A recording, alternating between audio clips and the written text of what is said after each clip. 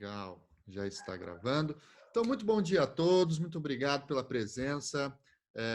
Hoje eu fiz as contas, finalmente, e chegamos à conclusão de que são já 33 programas, e com esse o 34º programa do nosso curso livre de História e Teoria do Direito. Então, temos aí, de fato, um amplo cardápio temático que vai desde a Roma Antiga até discussões mais contemporâneas, como será a discussão de hoje, que tratará sobre a história do direito penal no Brasil e os seus encontros e desencontros, vamos dizer assim, com o professor Diego Nunes, da Universidade Federal de Santa Catarina, que é um dos representantes aí dessa historiografia jurídica contemporânea, alguém que estudou na prestigiosa Universidade de Florença, também está envolvido na Universidade de Macerata, ali, com o professor Máximo Meccarelli, tem uma larga experiência internacional, também circulou no Max Planck Institute, em Frankfurt. Então, é uma imensa honra, Diego, tê-lo aqui. Estou ansioso para ouvir o que você tem para falar. Conheço pouco de história do direito penal, então vou aprender bastante aqui com a sua aula e a sua fala para a gente. E como a gente combinou, mais ou menos uns 40, 50 minutos para você falar livremente, depois a gente entra aí numa entrevista ao vivo e o nosso público contribui aí com as dicas e com as perguntas também. Seja muito bem-vindo, a palavra é toda sua. Bom dia, Tiago. Bom dia a todos presentes na sala. Da minha parte, é um prazer estar aqui com vocês, tendo a oportunidade de conversar com o Tiago, que a gente já conhece do famoso Salvo Melhor Juízo, internacionalmente reconhecido como o primeiro e provavelmente maior podcast de história do direito. Então, muito me alegra poder participar desse novo projeto que o Tiago tem tocado aí durante a quarentena. Acompanhei algumas coisas na medida do possível e hoje, estou aqui na posição de ser vidraça, Então, a ideia, como o Tiago falou, é conversar um pouquinho sobre a história do direito penal no Brasil.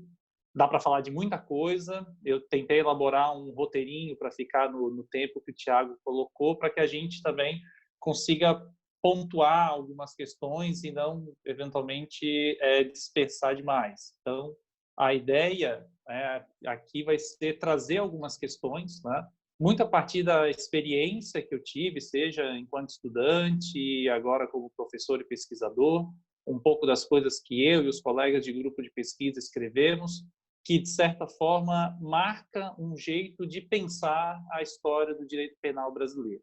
E esse jeito de pensar a história do direito penal brasileiro, ele, do meu ponto de vista particular, que foi objeto das minhas pesquisas, especialmente no doutorado, é essa relação, de um lado, em que nós temos os códigos, então esse grande monumento da modernidade, ou seja, como que se organiza o direito a partir de grandes pensamentos, de grandes escolas e por aí vai, e que se cristaliza no monumento legislativo, e, de outro lado, os movimentos da contingência, que, no caso do direito penal, sempre tomam contornos muito dramáticos, porque quando a gente fala de uma lei especial que, de algum modo, modifica ou mesmo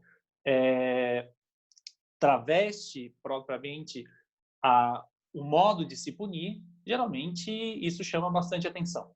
Aí nós vamos ter vários exemplos históricos que vão mostrar como essa relação entre a codificação e essas leis penais, geralmente de ocasião, vão criando fissuras importantes em uma ideia de sistema penal, por exemplo, que a gente ouve falar bastante dos colegas criminólogos. E talvez, é uma das coisas que eu levanto, tudo que nós temos é qualquer coisa menos um sistema forte e articulado. Então, eu trabalho um pouquinho a partir dessa perspectiva. Para além disso, acho legal também a gente levar em consideração, Tiago, algo que é importante no caso do direito penal. Não que não seja importante nas outras áreas da dogmática jurídica, do direito civil, do direito administrativo e constitucional, mas no caso do direito penal ganha um tom um pouco mais forte, porque a gente tem, geralmente nas faculdades de direito, uma disciplina concorrente ao direito penal, que é a criminologia. A gente não tem um estudo, por exemplo, de sociologia patrimonial como a gente tem de sociologia criminal nas faculdades. E isso é uma marca muito interessante. E ainda que seja muito importante, eu tive a oportunidade de estudar com uma das maiores criminólogas da América Latina, a professora Vera Andrade, aqui em Florianópolis. Os criminólogos têm alguns modos de ser e de pensar que para nós historiadores, por vezes, são complicados, né? Raramente você tem um criminólogo que tenha formação histórica. Aqui no Brasil, talvez a mais conhecida é a Vera Malaguti Batista, né, lá do Rio de Janeiro. Mas, fora ela, você conta nos dedos os criminólogos que têm um estudo aprofundado de história. Então, isso faz com que os criminólogos, por vezes, comprem algumas historinhas que os penalistas contam nos manuais. E essas historinhas, como nós sabemos, elas se reproduzem nos vários manuais das várias áreas. Então, o problema do evolucionismo, o problema do factualismo, o problema de uma história que não consulta diretamente as fontes, e mais, que é o que me preocupa aqui nessa situação, uma falta de diálogo entre os juristas, e nesse caso também os criminólogos, com a história, e não só a história do direito, mas também a própria história política, a história social. Então, isso cria uma série de fissuras no modo como nós contamos essas histórias, dos quais nós começamos a receber muitas coisas. Eu vou, por exemplo, discutir algo que é bastante interessante, bastante comum no direito penal, no processo penal e na criminologia, que é o paradigma inquisitório da justiça criminal brasileira. Realmente é isso? Tá? Com as últimas pesquisas que eu tive, eu passei a ter bastante dúvida. Né? Muitas dúvidas foram me surgindo à medida que eu ia lendo as coisas do século XIX. Me parece que eu estou em um outro mundo que não necessariamente é esse mundo que nos contam do século XX. Talvez nós tenhamos feito um caminho inverso do que outros povos fizeram e nos tornamos inquisitórios. E isso é muito interessante, né, em termos de curiosidade científica. Mas não é, talvez, necessariamente uma grande continuidade no nosso caso. Então, um pouquinho dessas coisas que eu queria conversar aqui. O rumo que eu vou traçar aqui nessa conversa é falar um pouquinho a partir dos códigos, porque é geralmente aonde os estudantes vão ter mais familiaridade, eles têm direito penal, e direito penal é uma disciplina muito interessante. A ementa atual das disciplinas não é a disciplina de direito penal, é a disciplina do Código Penal. Eu já fui professor de direito penal e posso falar isso com bastante propriedade. Eu lecionava parte especial, mas parte especial é do Código, não é do direito penal. E se a gente pensa em população carcerária hoje, a maioria dos crimes, tanto para o encarceramento masculino e principalmente, dramaticamente, no encarceramento feminino, é tráfico de drogas, e isso está fora do Código Penal, é um sistema toda à parte, a própria dosimetria da pena é diferente, e isso geralmente não se aprende na disciplina de direito penal. Então, é esse tipo de questão que acaba me trazendo essa curiosidade, é nesse sentido que é importante a gente sempre tentar fazer esse entrelaçamento entre o código, que é o que geralmente a gente acaba aprendendo, é o que nos resta, nos sobra de tempo a aprender, e todo o resto do direito penal, que talvez seja o que efetivamente importe. Tá? E isso é interessante porque quando se faz o código no Brasil, em 1830, o pessoal deve lembrar das aulas de História do Direito do Tiago, que na Constituição de 1824, lá, a Constituição mandava, temos que fazer um Código Civil e um Código Penal. Tá? E se faz o Código Penal. O Código Civil é aquela longa história que talvez já tenha até sido abordada aí. E no caso do Código Penal, as coisas andam relativamente rápido. A gente tem, inclusive, uma concorrência, tem 2 projetos que circulam na Câmara, do Clemente Pereira e do Bernardo de Vasconcelos, 2 políticos importantes, né? E acaba, né, que se tem um grande debate que é muito interessante, e que quando geralmente você procura a discussão sobre o que se fala sobre o Código de 1830, você fala acerca das influências do Código. Então, esse é um código inspirado no Código Civil francês de 1810. Ou então, os estudos mais recentes, a professora Mônica Dantas, da USP, vai dizer, não, peraí, o projeto do Livingston mudou a cara do Código. Bem, essas coisas todas são verdade. Então, sim, a base do Código é o Código francês. Você tem uma influência enorme depois que o livro do Livingston chega no Brasil em 1827, e isso modifica o rumo dos debates e se insere em várias coisas. Mas, ao final do que ficar olhando quais e quantos modelos inspiraram esse e quaisquer outros códigos, a minha preocupação sempre foi entender como. Afinal, como que essas coisas chegam aqui e como que depois que isso vira lei no Brasil, isso toma, né, um determinado rumo. Tá? É muito interessante porque os senadores, né, no Império, durante já a década de 40, pensando em uma remodelagem do Código Penal, porque se fez uma reforma importante no processo, eu já vou falar disso, ficavam discutindo, mas o nosso Código Penal é uma colcha de retalhos, tem um pouco do Bentham, tem um pouco disso, tem um pouco daquilo, E, no final das contas, o que um outro senador falava, mas isso pouco importa. O que a gente vai fazer com esse código? Tá? E é interessante, o que se fez com esse código foi rapidamente uma cisão. Tá? Você tem, em 1835, uma lei, tá, que modifica muita coisa com 3 ou 4 artigos. Por quê? Porque ela exclui todos os crimes violentos cometidos por escravos contra os seus senhores. A famosa Lei de 10 de junho de 1835. Tem um livro muito legal do João Luiz Ribeiro, No Meio das Galinhas, as Baratas Não Têm Razão, né, que era um dito da época. E justamente trata dessa mudança dramática que foi criar aquilo que na história do direito a gente chama de um duplo nível de legalidade. Então, de um lado você tem a legalidade do Código, a legalidade que estabelece as garantias liberais e por aí vai. E de outro lado você tem um nível subalterno de legalidade, onde quase tudo vale. Como, por exemplo, pena de morte, como, por exemplo, impossibilidade de apelação. Né? A apelação só cabia se o sujeito fosse inocentado, se o sujeito fosse culpado, não tinha direito à apelação. Tá? E coisas do tipo. Né? Como eu falei, o livro do João Luiz trata isso de modo bastante interessante. Mas o mais interessante é que isso não acontece só fora do Código. A gente tem que lembrar que isso já acontecia dentro do Código. A gente tem 2 legalidades dentro do Código. Por quê? Porque a gente tem penas corporais, a pena de açoites, para os escravos. Ou seja, é possível que essa pena fosse aplicada publicamente ou que fosse fiscalizada pelo seu senhor. Então, esse é um texto que o professor Ricardo Zonta, que está escrevendo, vai sair no próximo volume dos Quaderni Fiorentini, e que fala bastante disso. É bem interessante entender como que isso ocorre. Mas, apesar de tudo, isso é importante lembrar, a codificação de 1830 é realmente uma ruptura com o passado. É uma ruptura com a ideia de um modelo das ordenações, que é aquele modelo que a gente conhece bem do professor Espanha, que vai falar de uma justiça que é descentralizada, que é um modelo de se fazer justiça que não busca o tempo todo fazê-la por meio do Estado, e por aí vai. Ou seja, tudo aquilo que o professor Espanha fala para o interior de Portugal e depois na obra tardia com relação ao Brasil, vale efetivamente. Tem os estudos do pessoal aí da UFPR, professor Luiz Fernando, da Daniele, que também tem mostrado algumas facetas específicas disso. O outro lado dessa história é muito interessante, porque em 1832 se faz o Código de Processo Criminal, que inclusive é muito importante porque ele vale durante bom tempo para o processo civil, porque também a gente não tem um Código de Processo Civil no Império.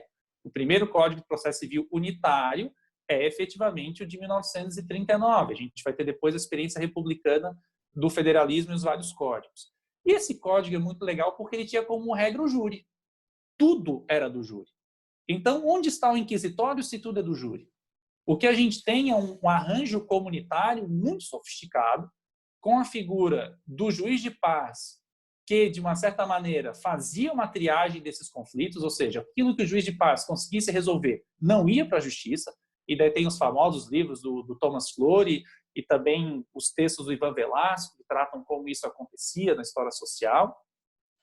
E, de outro, você tinha, quando isso chegava ao júri, isso é importante, é o modelo do júri inglês, que são 2 júris. Você não tem só o júri de julgamento, você tem o pré-júri, que no Brasil seria um júri para pronúncia, por exemplo. Então, você tem o grande júri, que é toda a comunidade dos eleitores reunidos, que vai dizer o seguinte: a gente vai julgar esse cara? E ali já rolava uma triagem importante, ou seja, as pessoas com maior condição social geralmente não iam, porque os jurados eram os eleitores, então eram seus pares. Então, geralmente, sobravam os pobres, os estrangeiros e os escravos para a justiça criminal. Isso é muito claro se a gente olha, por exemplo, com relação aos homicídios. Né? Os homicídios entre pessoas da alta sociedade, geralmente ficavam dentro de um modelo de justiça privada. Depois, com o passar do tempo, isso vai se modificando. Por quê? Uma das mudanças que a gente tem é uma reforma em 1840, que acompanha a virada conservadora que a gente tem no Império, e que traz, não apenas a lei do ato adicional, uma grande reforma ao Código de Processo Criminal, que cria a figura do delegado de polícia. E daí sim a gente pode falar que a gente tem um começo do inquisitório. Mas você ainda tem o júri como regra, ou seja, e se a gente pensar em meios de investigação no século XIX, é colheita de prova testemunhal ou encontrar cadáveres. Você não tem muita coisa além disso. Tá? No final do século XIX é que essas coisas mudam. Então, nesse sentido, mesmo com o advento da figura do delegado de polícia, as coisas não mudam muito até o final do século XIX. Tanto que somente em 1871 que a gente vai ter o nascimento do inquérito policial. Então, se a gente quer falar de inquisitório propriamente no Brasil, 1871 é uma data interessante. O que acontece ali, o que poderes que se dá ao delegado, cada vez maiores, ou seja, se entende que essa figura do delegado passa a ter uma importância, e se dá a ele a condução dos problemas comunitários. Por isso que, de certa forma, a gente tem essa herança ainda do delegado que resolve os pequenos problemas na cidade do interior, porque ele é, na prática, uma substituição à figura do juiz de paz. Ou seja, ele que tinha, principalmente, a função de fazer essa conciliação prévia. Então, essas mudanças são muito interessantes. Eu tive a oportunidade de acompanhar um pouco elas, um texto do ano passado, saído na revista da UFMG, em que tentava justamente entender esse momento da codificação, desse segundo momento de uma recodificação, ou seja, você tem mudanças no código que mudam a natureza do código propriamente, ou seja, o código foi pensado para ser no que hoje a gente chama de um modelo, que na verdade são maneiras, né, de pensar acusatória, de gestão da prova, e a gente passa para um modelo inquisitório. Então a gente tem essa mudança interessante ao longo do século XIX, que termina num processo de recodificação de uma multiplicidade de códigos, que é o advento da República e o surgimento dos códigos estaduais, que subverte completamente o sistema. A gente tem textos, por exemplo, de colegas argentinos que mostram, na Argentina ainda hoje é assim, você tem um código penal e vários códigos de processo penal. E o que eles brincam é que, na prática, cada estado tem o seu código penal, porque como os modos de fazer justiça e como a jurisprudência se constrói é tão diferente que, ao fim e ao cabo, o que você tem são várias justiças. E, de certo modo, é um pouco do que a gente tem também na Primeira República no Brasil. A gente tem um texto da professora Ana Sabadell, da UFRJ, que dá um panorama disso, e tem uma dissertação sobre um caso específico, que é do Regis Nodari, que foi orientando do professor Alfredo Flores, lá no Rio Grande do Sul, agora está fazendo doutorado com o Ricardo, lá em Minas Gerais. E ele estudou o Código do Rio Grande do Sul. Por quê? Porque o Código do Rio Grande do Sul, assim como a Constituição, era muito diferente dos outros. O Código do Rio Grande do Sul, né, dada toda aquela ideia do positivismo, por aí vai, era um código mais inquisitório, digamos assim, comparado com a grande maioria dos códigos estaduais que, em geral, copiavam o Código Imperial ou tentavam modernizar, mas ainda davam primazia ao júri. Eu estou dando agora, atualmente estou estudando isso aqui em Santa Catarina, você tem uma progressiva diminuição do júri, mas o júri ainda é o principal, o júri ainda toca os crimes mais importantes. Então, não apenas os crimes contra a vida, mas as lesões corporais, os crimes contra o patrimônio e por aí vai. Então, você começa a tirar coisas que, por exemplo, são aquelas de alçada da Justiça Federal. Falsificação de moeda, contrabando. Aqui você começa a ter uma especialização técnica. Nos crimes do cotidiano, o júri ainda, em boa parte da Primeira República, foi regra no Brasil. Então, esse é um segundo ponto muito importante. E, para e passo, caminhando junto com essa multiplicidade de códigos, você tem o surgimento do famoso pior Código Penal do mundo, né, que foi o Código Penal de 1890. Essa frase foi do João Mendes, né, um jurista importante da Faculdade de Direito de São Paulo, quando se encomenda um parecer sobre o Código. A história do Código de 1890 é muito interessante, porque vem a República vem, né, por um golpe de Estado, todo mundo lembra disso, uma bela quartelada, e a consequência dessa quartelada foi a seguinte: nós precisamos organizar a República antes que venha a Constituição. Tá? E, dentre essas coisas, surgem dois decretos importantes que vêm em sequência. Primeiro, a organização da Justiça Federal, que significava, dentre outras coisas, organizar o Supremo, mas também a Justiça Federal de primeira instância, e, de outro lado, o Código Penal. O Código Penal é escrito pela pena de único sujeito, o Batista Pereira. O Batista Pereira era um senador do Império. Esse projeto já tinha sido encomendado para ele no Império. Quando vem a República, o Campos Salles, que se torna ministro da Justiça, diz para ele: olha, nós precisamos de um Código Penal novo para agora, para a República, porque a gente quer se livrar de determinadas imagens que o Código Penal traz, como, por exemplo, a questão dos açoites.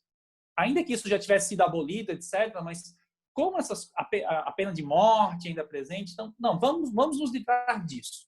Então, chama o Batista Pereira, ele faz um código às pressas.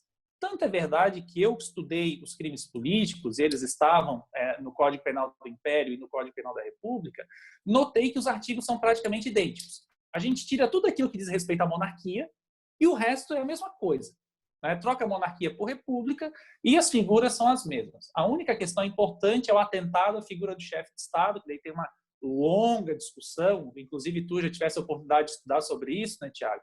Falando do caso do Prudente de Moraes, e tem um texto do José Higino, que depois traduz o tratado do von Liszt, do alemão para o português e por aí vai, que resume toda essa loucura da questão do atentado ao chefe de Estado.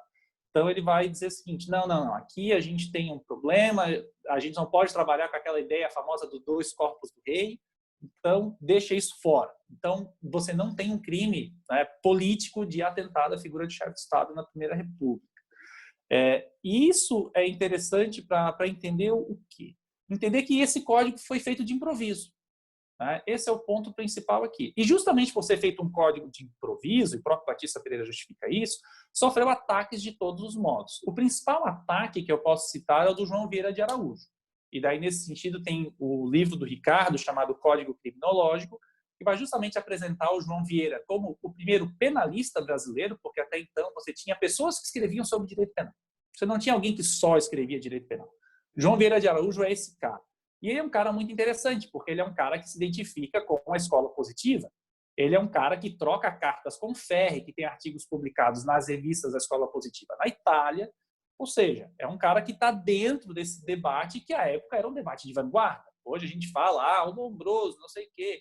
Não, mas naquela época, você estar atento a essas questões significava fazer ciência propriamente. E o João Vieira está dizendo, olha, nós precisamos fazer ciência do direito penal aqui no Brasil. Então, o João Vieira propõe reformas de código, projetos de código, e, por exemplo, ao ver que é impossível, talvez, passar um código novo, com viés positivista, ele diz o seguinte, vamos voltar, então, para o Código de 1830? Porque esse Código de 1890 é tão ruim que é mais fácil a gente adaptar o Código de 1830, que foi bem feito, às novas vertentes científicas, do que ficar num código novo que tenta imitar a escola clássica italiana de um modo ruim. Então, esse é um debate que se desenvolve a partir daqui. E justamente a partir daqui é que a gente tem a ascensão das figuras dos penalistas no Brasil. Então, na Primeira República, além do João Vieira de Araújo, já nas décadas posteriores, dá para citar o Galdino Siqueira, que também lhe foi encomendado em 17 um projeto de Código Penal que não vai para frente. Tá? Vai ter depois o Costa e Silva, que faz os principais comentários ao Código Penal de 1890, um baita volume que foi reeditado pelo Senado, vale bastante a pena olhar. Tem o Macedo Soares, né? Salvo engano, é o Oscar Macedo Soares, que é pai do Macedo Soares, que vai ser depois ministro do Vargas. Então, a gente tem aqui o surgimento, né, de tudo, de efetivamente penalistas e de uma ciência penal no Brasil. Mas, é importante legar, aquela ideia do duplo nível de legalidade continua. Só que muda a figura, nós não temos mais os escravos. Para quem que sobra essa bola de o inimigo preferencial do direito penal? Para os estrangeiros, especialmente os anarquistas, né? Especialmente italianos e espanhóis. Tem o belo livro da Maria Pia Guerra sobre isso, onde ela explica essa situação. E o que eu adiciono à interpretação da Maria é o seguinte, você criou, com a expulsão de estrangeiros, efetivamente um grau ainda mais abaixo, né, do direito penal, porque a gente tem, em 1921, uma lei penal contra o anarquismo, mas essa lei era muito menos aplicada do que a utilização da expulsão. Então, você tem o Código Penal, você tem essas leis penais especiais, que se o sujeito está portando dinamite, ele é um anarquista e, portanto, ele é um sujeito perigoso, e você tem ainda a expulsão. Você tem 3 níveis, um nível muito subalterno, onde nem direito penal mas a finalidade é expressivamente punir. Ou seja, a expulsão não é aplicada com um fim apenas preventivo. Ela é uma punição propriamente, porque você separa as pessoas das famílias, você retira o emprego dessa pessoa. E é muito interessante que alguns sujeitos eram insistentes. Você tem redes de solidariedade entre esses sindicatos que tinham anarquistas dentro, que cooptavam advogados com sociedades de mútuo socorro para pagar essas despesas de processo. Você tinha a galera pagando para o sujeito conseguir comprar uma passagem e voltar para o Brasil. Então, tem um caso de um espanhol que é impressionante. Ele é expulso umas 3 ou 4 vezes e sempre retorna. Tá? Então, aqui é um momento interessante vislumbrar como essas camadas, né, vão se organizando. E isso, né, vai chegar na década de 30, com a ascensão de Vargas, a um novo patamar. o anarquismo perde força no Brasil enquanto uma doutrina política revolucionária, e você tem o surgimento com força do comunismo. Tá? Então, você tem a figura do Prestes, né, que é essencial enquanto esse simbolismo, que começa a agregar muita gente, começa a agregar gente dentro de partidos, de sindicatos, do próprio exército. Você começa a ter a presença de militares comunistas, e isso vai gerando, tá, um caldo cultural importante. O interessante é que, junto dos comunistas, surgem os integralistas. E daí você tem não apenas um único rumo, à esquerda, que normalmente é para onde se olhava no espectro político, e você passa a olhar também à direita, no primeiro momento de modo mais tímido. E aqui é onde eu me detive a maior parte da vida, que é estudar o surgimento das leis de segurança nacional, que retiram, tá, a discussão dos crimes políticos, os crimes contra o Estado, os crimes contra o governo, dos códigos penais, como tradicionalmente vinham lá do Código Criminal e também do Código Republicano, que em boa parte copia as disposições, e cria-se um novo aparato, com muita discussão. Se você pega os jornais, é uma discussão imensa. Se você pega os debates parlamentares, são debates fortíssimos. Você tinha recém-constitucionalizado o Brasil em 34. E em 35 se começa a discutir a famosa Lei Monstro, que é a Lei de Segurança Nacional, e que traz uma série de dispositivos bastante importantes. Eu diria muito menos de intensidade e muito mais de capilaridade. Como assim, Tiago? Estou querendo falar o seguinte: se você olha as penas aplicadas para os crimes da Lei de Segurança Nacional, elas são interessantes notar que são mais baixas do que as do Código Penal, para os mesmos crimes, por exemplo. Mas o que importa aqui? Importa os braços que vão se aumentando. Então, você tem, por exemplo, uma série de medidas administrativas, como aquela que, por exemplo, foi aplicada contra a Aliança Nacional Libertadora. Ou seja, você não tem mais apenas direito penal, você tem uma série de direitos disciplinares onde você interfere na liberdade de associação, onde você interfere na estrutura dos partidos políticos, onde talvez ali seja uma medida importante, você criminaliza a filiação em determinadas associações, como é o caso do comunismo, ou seja, fazer parte do PCB vira crime. É um crime na Lei de Segurança Nacional que coloca você fazer parte de associações, agremiações ou partidos políticos com determinados fins de subversão da ordem política. Então você tem. E daí é interessante, por que o comunismo e o anarquismo iam contra a ordem política? O anarquismo porque ia contra tudo e contra todos, tanto que ele nem era considerado, ao fim e ao cabo, um crime político. Ele era um crime social, um crime contra qualquer forma de associação. O comunismo não, ele subvertia os modos de você ter a associação, ele ia contra as tradições. Isso era muito importante, isso era sempre evocado. A nossa tradição de organização política não é essa. Tá? E com um detalhe importante, se colocava também com relação ao comunismo o problema da vinculação a um país estrangeiro, ou seja, se tornar comunista poderia significar ser dependente da União Soviética, porque de fato era o que a União Soviética ia tentando construiu com a própria ideia de União Soviética, e depois, como a gente vê, com a dita cortina de ferro, ou seja, uma ideia de que você tem um grau de interferência relativamente importante nos negócios internos dos países. E isso não era aceitável. Então, aqui surge, primeiro, tá, a Lei de Segurança Nacional, né, em abril de 35. Em novembro de 35, é sabido, você tem a Revolta Vermelha, ou a Intentona Comunista, daí tem nomes para todas as filiações políticas, né? Eu prefiro chamar do Levante de novembro de 35, porque ele não vai nem para um lado nem para o outro e consegue contemplar um pouco o que ambas as partes querem dizer. Que foi efetivamente uma tentativa de golpe de Estado, de subversão da ordem por parte dos comunistas, com base do apoio militar que Prestes achava que tinha, e que tinha, mas não o suficiente. Tá? Se a gente pensar em Natal, nós tivemos 4 dias de um governo comunista. Tá? Mas não foi o que aconteceu no Recife, principalmente não foi o que aconteceu no Rio de Janeiro. No Rio de Janeiro foi uma derrota, né, histórica, né, e que justamente, né, acho que até ontem tu estava falando na live, né, inaugura o anticomunismo no Brasil. Né? Eu fiz o dever de casa, assisti a live do professor Tiago ontem à noite. Então, aqui você cria, né, todo um clima e que surge uma série de aparatos. Então, você tem, né, a reforma da Constituição, que cria uma figura intermediária entre o estado de guerra e o estado de sítio, que é, né, o estado de sítio agravado ou o estado de guerra né, é equiparado. Você pode escolher o grau, que é o seguinte: se entende que o que aconteceu foi uma guerra civil, uma tentativa de guerra civil, e se coloca para a comoção intestina, né, que são esses levantes internos, os mesmos efeitos não só do estado de sítio, que hoje na nossa Constituição é o estado de defesa, mas efeito de estado de guerra, ou seja, você pode declarar guerra efetivamente a esses inimigos. E daí tudo vale. Não tem habeas corpus, os presos ficam incomunicáveis, e daí quem gosta de literatura leu as Memórias do Cárcere do Graciliano Ramos, conhece a história dos navios, conhece a história de Fernando de Noronha, e que não é só Fernando de Noronha, é Ilha Grande, e por aí vai, né? Então, a partir dali se faz, inclusive, uma reforma à lei de 35, surge uma lei em dezembro que aumenta as penas, tá? E ainda que não pudesse ser aplicada aos sujeitos de 35, ela tem uma repercussão importante, porque ela, por exemplo, prevê limpeza no funcionalismo público.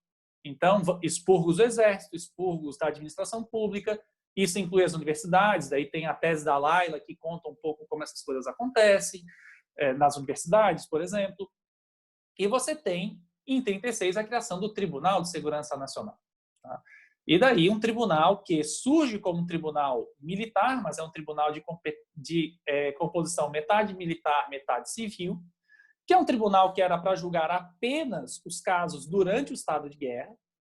E daí é uma discussão porque é efetivamente um tribunal de exceção, porque é um tribunal que é feito depois dos fatos e que vai julgar esses sujeitos, e que a solução que encontram, dada a eficiência mais a ilegitimidade do Tribunal de Segurança Nacional, foi, com a Constituição de 1937, transformá-lo em um tribunal constitucional. Ou seja, se cria um ramo, como hoje a gente tem a Justiça Eleitoral, se criou a Justiça de Defesa do Estado. E você tinha o Tribunal de Segurança Nacional. E que daí, inclusive, se torna uma corte única, você retira a competência da Justiça Federal, se dizia que a Justiça Federal era muito leniente com esse tipo de situação, e por aí vai. E isso cria todo um aparato, e daí não vou cansar vocês, porque tem tudo que eu escrevi na minha vida, basicamente, é sobre esse pequeno intervalo. O que é interessante, talvez, falar ainda aqui? A gente tem um movimento novo, a partir de 1942, que é a guerra, né? E com a guerra você tem novos inimigos. Então, agora, italianos, alemães, japoneses passam a ser inimigos de Estado. Você tem uma nova lei que trata apenas dos crimes desses sujeitos, tentando separar o que é crime de guerra, efetivamente, do que é crime do Tribunal de Segurança Nacional.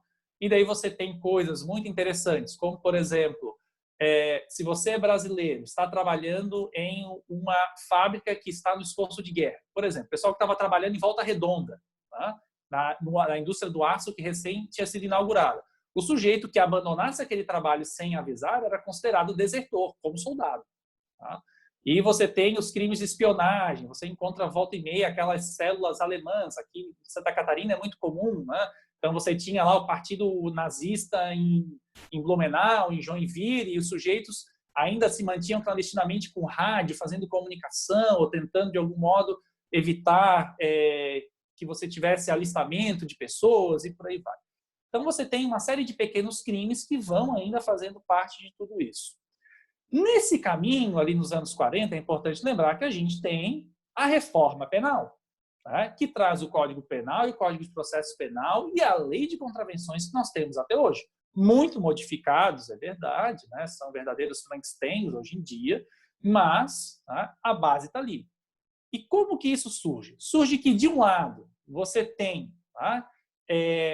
Esse movimento do direito penal de exceção crescendo, a ponto de eu falar que você tem a tentativa de um sistema que, num primeiro momento, quer se tornar autônomo, mas depois vê que isso não funciona muito bem, porque você tem a ilegitimidade, e depois tenta se tornar um sistema que dialoga com o direito penal, e esse diálogo vai surgir justamente nesse momento do surgimento do Código Penal. E daí tem a famosa figura do Nelson Hungria, mas talvez tão mais importante do que o Nelson Hungria é o Alcântara Machado, porque o Alcântara Machado era o presidente da Comissão Legislativa lá desde 1930.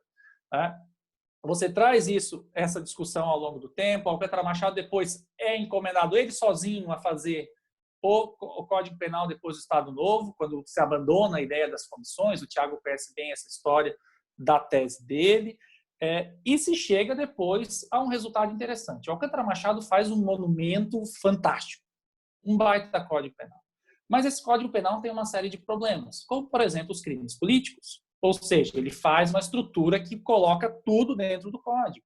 E quando ele coloca tudo dentro do código, tá, o pessoal vai dizer, opa, não é bem isso que a gente quer. Francisco Campos intervém, essa questão dos crimes políticos é uma provável razão, porque depois a comissão revisora, presidida pelo Nelson Hungria, volta e meia fala disso. Olha, tem os crimes políticos atualmente se encontram numa situação instável, né? O Nelson Hungria apelida as leis de segurança nacional de irrequietas. Né? Então é o seguinte, como essas leis são muito irrequietas, que foi o título que eu dei para a minha tese, então faz o seguinte, né? Deixa isso lá com o Francisco Campos, com a Lei de Segurança Nacional, com o Tribunal de Segurança Nacional, e vamos fazer uma reforma que vá durar, onde não vão ficar mexendo no nosso código depois. Nelson Hungria, de certo modo, previu o que aconteceu na Itália. Ainda que o Código Penal italiano se mantivesse em vigor, do mesmo modo que no Brasil, o Código Penal italiano é o mesmo da época do fascismo, tá? Mas tiveram que mexer. Não, teve que mudar artigo, porque o Código Penal falava do Partido Fascista e por aí vai. Então, a solução de compromisso foi essa, uma reforma penal que não tocasse nos crimes políticos e que, com relação às contravenções, também colocasse elas para fora do Código. Por quê? Porque as contravenções, como elas foram pensadas originalmente, ou seja, completamente fora da ideia que a gente tem hoje de crime de menor potencial ofensivo, elas eram um intermediário entre o direito penal e o direito administrativo. Ou seja, você utilizava a lógica do direito penal com relação a punir, com prisão e por aí vai, mas, de outro lado, você tinha todas as flexibilidades do direito administrativo com relação a como fazer. Você não tinha a preocupação de fazer comprovação de dolo e por aí vai. Era um sistema muito mais simples. Tá? E um sistema, que é importante lembrar, com o famoso duplo binário, ou seja, você podendo aplicar penas e medidas de segurança para imputáveis. Tá? Inclusive coordenando qual delas é mais conveniente ser aplicada primeiro e por aí vai. Tá?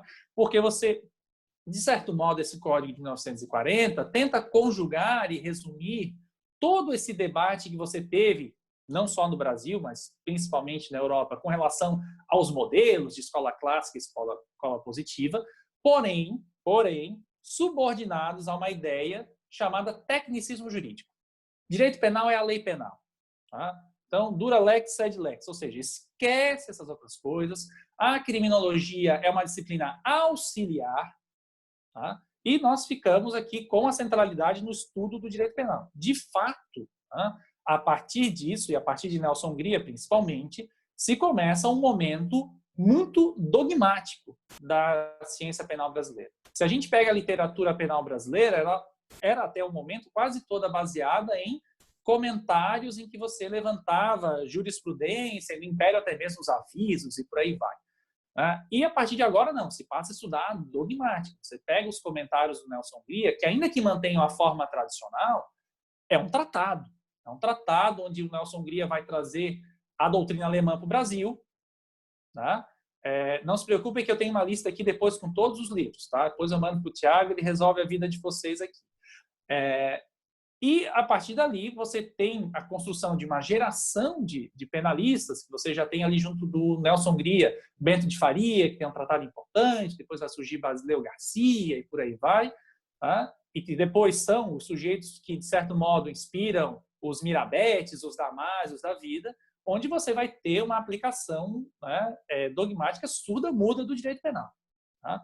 Eu estou vendo que eu tenho aqui 5 minutos, então, para a gente encerrar, o que é importante Usa teu tempo, falar... Diego, você pode expandir se quiser. Não. O importante é o debate. Depois eu quero escutar o que o povo aí tem para perguntar. Daí a gente toca mais.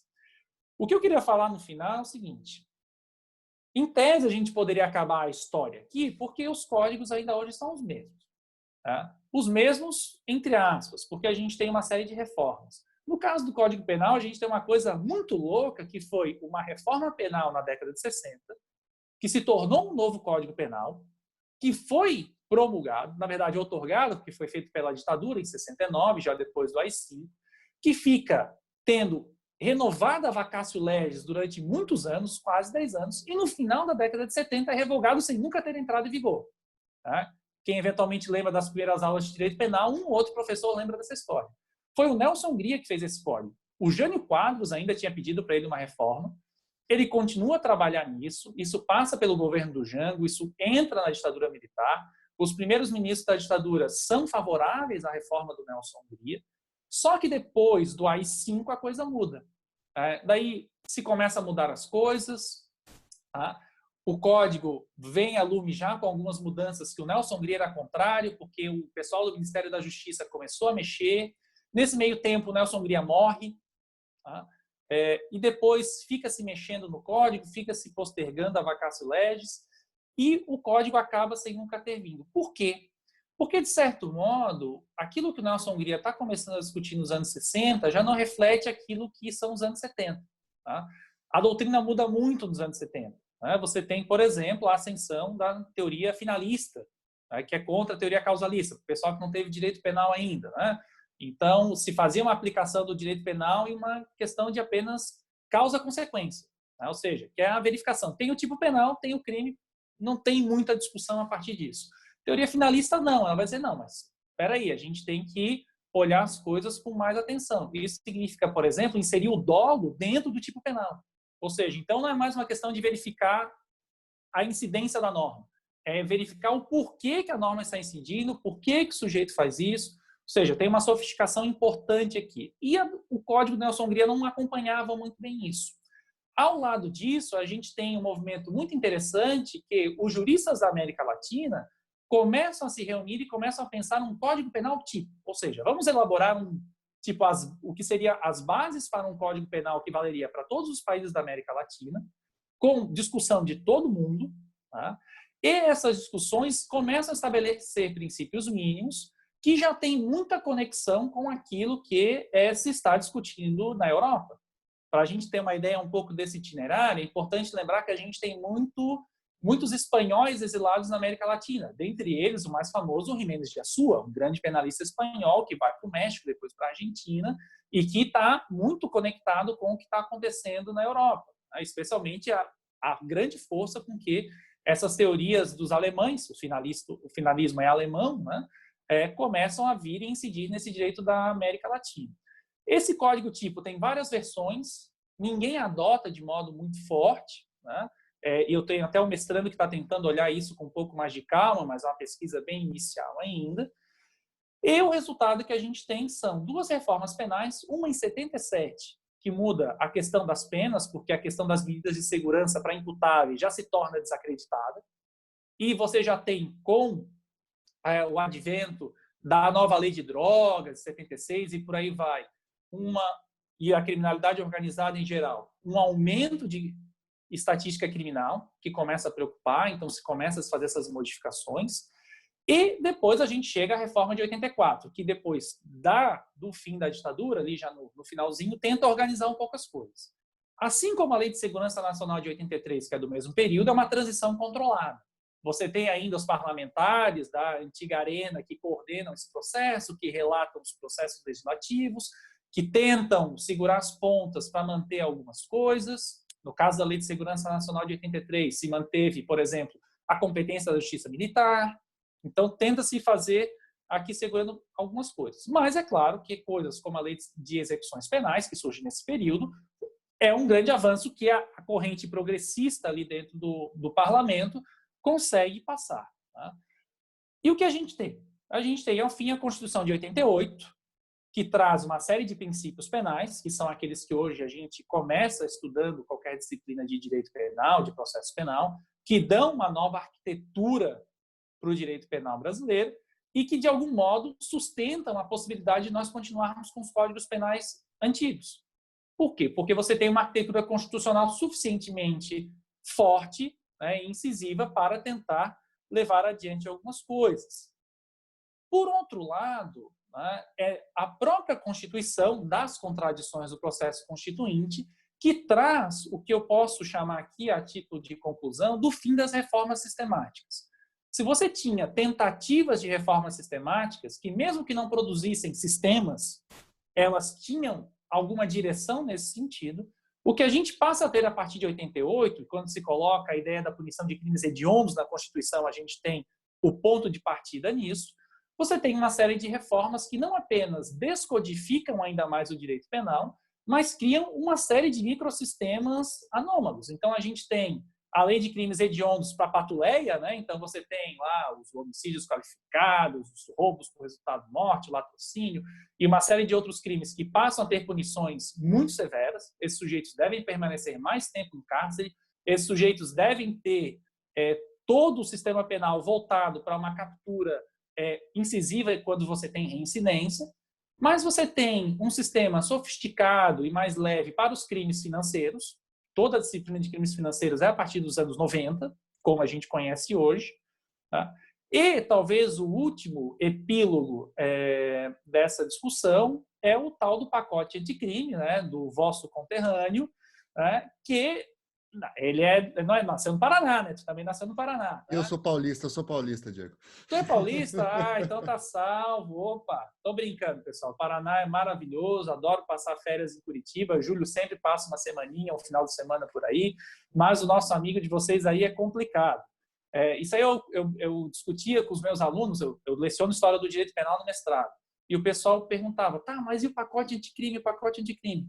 Gente, não tem exposição de motivos para a gente poder discutir o que o sujeito pensa. Porque, pessoal, aqui nem falei, isso é um clássico das reformas de código, longas exposições de motivos, explicando as questões doutrinárias, as questões sociológicas e por aí vai. Ou então o ministro da Justiça não apresenta nada, apresenta uma série de artigos. Nem parlamentar faz isso. Parlamentar nem que seja uma página para dizer que a revista Veja publicou uma notícia dizendo que é importante fazer, que é o que a gente encontra em muito projeto de reforma de lei penal. Não, você tem uma série de artigos que depois a comissão lá do Alexandre de Moraes, junto com a comissão do Congresso, desidrata completamente, insere um monte de coisas que vão no sentido contrário. O juiz de garantias, por exemplo, não tem nada a ver com a reforma que o Moro estava pensando. E você tem a construção desses Frankensteins, como a gente tem no próprio Código de Processo Penal, que desde a reforma do júri dos anos 2000, a reforma do regime de provas, e agora toda a questão da negociação do direito penal, que vão modificando claramente o sistema, mantendo aquilo que ainda se está de pé. Então, é nesse sentido que eu advogo essa tese dessa grande contingência. Ou seja, o penal, esse conjunto de modos de punir, no Brasil especialmente, ele vai se movendo de contingência em contingência, ainda que nós tenhamos na história vários momentos em que a ciência, os legisladores tentaram pensar modelos, instituíram modelos, mas os modelos sempre tiveram muita dificuldade de atuar como tal, dado toda essa margem de vários estratos e níveis de legalidade que você tem ao entorno dos códigos, ao entorno das doutrinas e por aí vai.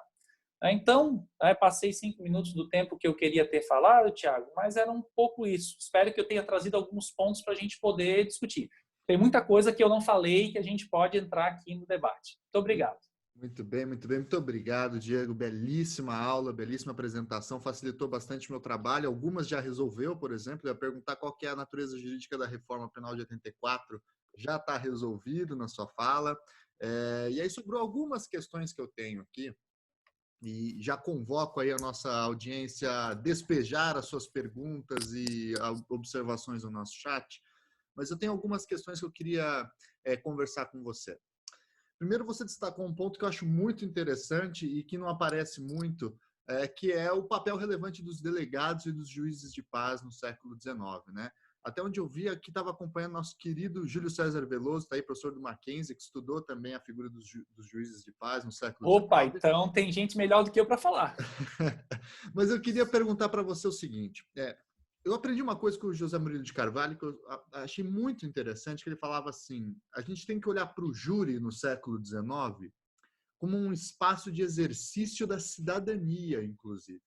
Porque era um dos poucos momentos em que a população era convocada para expressar a sua opinião por uma via institucional estatal, né? Ele, inclusive, o José Murilo fala disso porque ele viu um conto, se não me engano, do Guimarães Rosa, e a gente sabe por onde o Guimarães Rosa andou para escrever seus contos pelo sertão brasileiro, em que um dos caras, para se afirmar como cidadão, falava que inclusive já tinha participado de júris, né? E que sabia organizar o júri, sabia como funcionava um júri. Então havia uma dimensão muito importante da relação entre cidadania e o júri.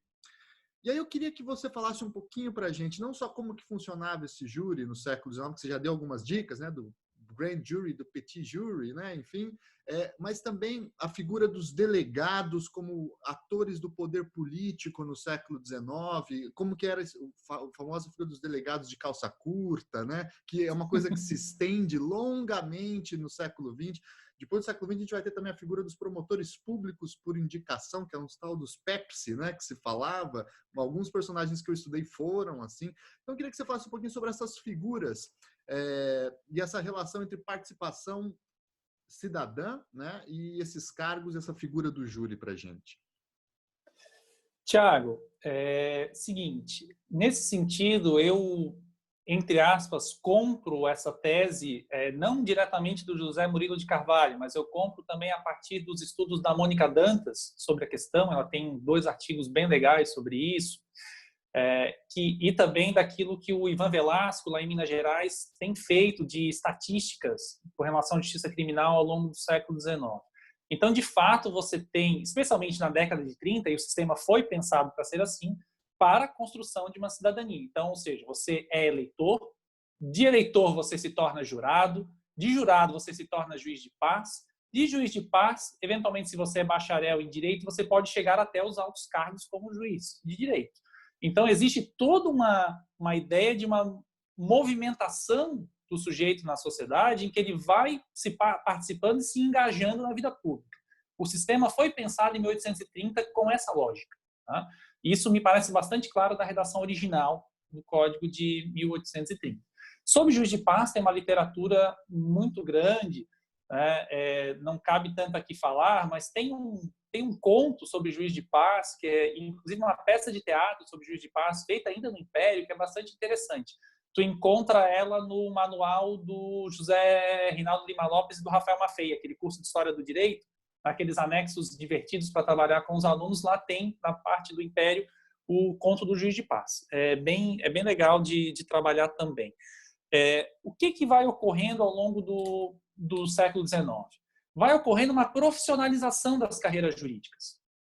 Talvez a mais forte delas, a profissionalização que a gente vai ter, é da magistratura. A magistratura, que começa como um grau de ascensão da vida política, ou seja, o sujeito era primeiro juiz para depois ser deputado e por aí vai, começa a ter uma inversão. Os sujeitos começam a, especialmente a partir dos anos 60, 70, começam a ficar mais voltados para essas carreiras em contraposição às carreiras políticas. Essa movimentação começa a diminuir. Com o delegado de polícia, em substituição ao juiz de paz, você tem uma substituição de figuras e de poderes da figura, mais do que propriamente a exclusão de um agente. Tá? Então, no primeiro momento, você ainda tem os juízes de paz concorrendo com os delegados de polícia, mas a grande questão é que, se os juízes de paz eram eleitos pela comunidade dos eleitores do local, o delegado de polícia era a indicação do imperador. Então, o que você tinha aqui era a discussão dos anos 40, e não por acaso surge nesse período, um problema de, vamos ser um modelo centralizado ou descentralizado de justiça. Tá? Então, o delegado de polícia surge para centralizar o modelo de justiça. Isso é importante. O Ivan Velasco mostra que isso, de algum modo, faz com que você diminua os crimes violentos. Ou seja, você tem menos vingança privada que termina em homicídio, por exemplo. Porque você começa a ter uma hierarquização da justiça centralizada e isso, de algum modo, impõe respeito. As estatísticas dos anos 40 para os anos 50, ele mostra, são muito diferentes. Vale bastante a pena dar uma olhada nesse observatório. Tá? E com relação à participação popular, isso tem importância, e eu me diverti muito com um livro que chama Uma Justiça que Seduz, do meu caro colega David Carneiro. Ele é professor de História na Federal de Uberlândia, onde eu fui professor antes de vir aqui para Florianópolis. E ele trabalha com os crimes de injúria na cidade de Juiz de Fora, entre o final do século XIX, metade do século XIX e metade do século XX. Ele pega quase 100 anos e analisa os processos, e é muito interessante. Por quê? Porque ele vai mostrar o quanto você constrói a sua posição social a partir da justiça. Seja participando como jurado, mas principalmente, que era o objetivo dele, você utilizando como parte a justiça para se afirmar na sua posição de cidadão. Então, ele vai mostrar o que se está discutindo ali. Você discute 3 coisas nos crimes de injúria, nos júris do século XIX e lá também no começo do século XX. Então, você discute a moral masculina. Então, a gente está falando de injúria, então vou falar os xingamentos. Então, o sujeito me chama de corno na rua, e isso não pode ser aceito. Né? Segunda questão, a proteção da moralidade feminina, chamou a minha mulher de vagabunda. Isso não pode, isso tem que ir para a justiça. Ou terceira coisa, né, a probidade dos negócios. O sujeito é caloteiro. Não, o sujeito não pode aceitar isso e isso vai para a justiça. Ou seja na questão da participação pública propriamente, então eu sou um jurado, eu faço parte dessa comunidade, eu decido os problemas sociais, mas de outro, de acreditar que esse sistema funciona e de levar coisas tão pequenas como essas que eu falei para o sistema de justiça. E entender que lá é um local para se resolver. Porque, de certo modo, né, existia essa ideia, como a gente ouve falar nos filmes americanos, que eu tive o meu dia na corte. Então, eu levarei o meu caso para a corte, eu serei ouvido pela minha comunidade de iguais, que são os jurados, e terei uma resposta satisfatória que depois eu vou poder esfregar na cara daquela pessoa que me xingou, dizendo o seguinte: amigo, a minha comunidade entende que eu estou com a razão. Tá? Então, nesse sentido, que a gente pode falar de um modelo cidadão, e o que eu acrescento, de alguma forma, é que, para mim, isso ainda é um pouco de sistema comunitário de fazer justiça. Ou seja, não é apenas a cidadania política sendo exercida, mas é também essa conjugação do público do privado. Ou seja, você utiliza um aparato público, ok, mas esse aparato público ele é utilizado com finalidades que satisfazem também a vida privada, e não simplesmente a elevação do sujeito como um membro da comunidade no sentido político, mas no sentido privado. Eu sou um membro da comunidade que, entre os meus pares, sou respeitado e, quando preciso, eu tenho uma justiça que acolhe as minhas demandas particulares. Muito bem, muito bem, muito bem. Uma outra questão que eu tenho, Diego, é a seguinte. Eu queria que você falasse um pouquinho para a gente também sobre a história dos códigos penais e processuais penais militares e em que medida eles contribuem, os usos dele, eventualmente, para adicionar civis na jurisdição deles. A gente viu ontem um caso mais ou menos nesse sentido contra o ministro Gilmar Mendes, né? Como você vê as relações entre o direito penal clássico e o direito penal militar? A gente tem também a codificação penal militar na mesma época, nos anos 30 e nos anos 40. Né? Havia interlocuções entre essas duas tradições, eram muito separadas. Você chegou a pesquisar algo nesse sentido? Essa é uma questão interessante.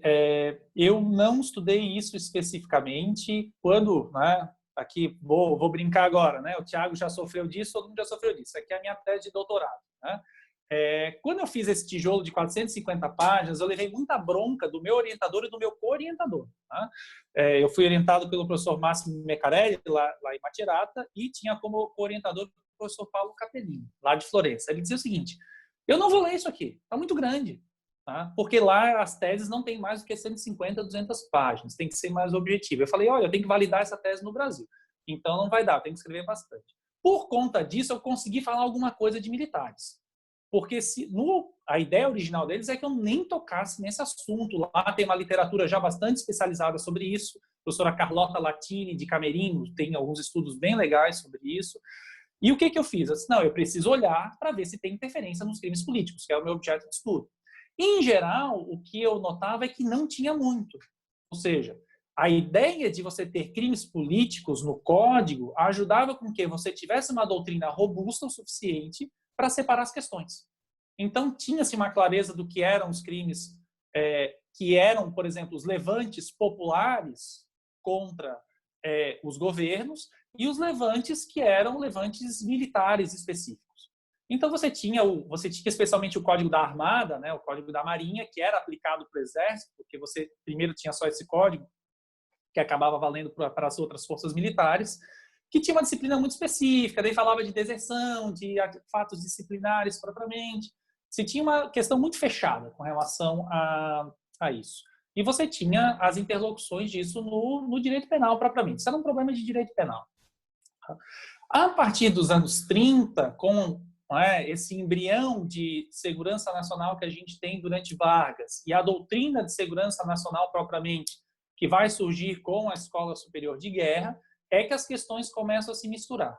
E daí, nesse sentido, quem explica um pouco essa mistura é o professor Arno Dalry, quando ele vai dizer o seguinte, olha, Enquanto a gente tinha, né, esse sistema de crime político e direito penal organizados, você tinha uma clareza de que isso é um problema dos penalistas, isso é um problema da justiça civil. Quando você cria a ideia de segurança nacional, que não é mais segurança do Estado, é a segurança da nação, e nação é um conceito fluido, você começa a misturar as coisas. E essa mistura de coisas vai redundar já, isso é importante falar, antes da ditadura militar, em 53, na Lei de Segurança Nacional do Vargas, de novo, que já é uma lei que já adota alguns princípios da segurança nacional, ou seja, então vai colocar alguns crimes políticos na esfera militar, porque quando a gente tem um Tribunal de Segurança Militar, isso é interessante colocar. Ainda que o Tribunal de Segurança Militar se vendesse como um tribunal militar, ele claramente não era e não agia como tal. Tá? E isso é bastante interessante. Eu analisei a jurisprudência a fundo. Você raramente tinha um juiz militar que dizia: não, eu sou militar, as regras da caserna são essas, aplique-se assim. Não. Os militares tinham que ir lá estudar direito penal, ler doutrina de penal para falar alguma coisa. Ou pelo menos fazer uma aplicação da lei como os outros juízes civis faziam, imitavam muito os juízes civis. Quando você tem essa virada, a partir dos anos 50, de colocar de volta a justiça militar e depois, com a ditadura, o desenvolvimento das leis de segurança nacional com conceitos de guerra psicológica, guerra subversiva, que dizem tudo e não dizem nada ao mesmo tempo, você tem uma confusão completa. A lei de 83, ela é herdeira disso. Esse, digamos, é um dos problemas da lei de 83. Ainda que a base dela, a construção dela, tenha sido pensada já para frente, então você pega o artigo 1º e o artigo 2º da atual Lei de Segurança Nacional.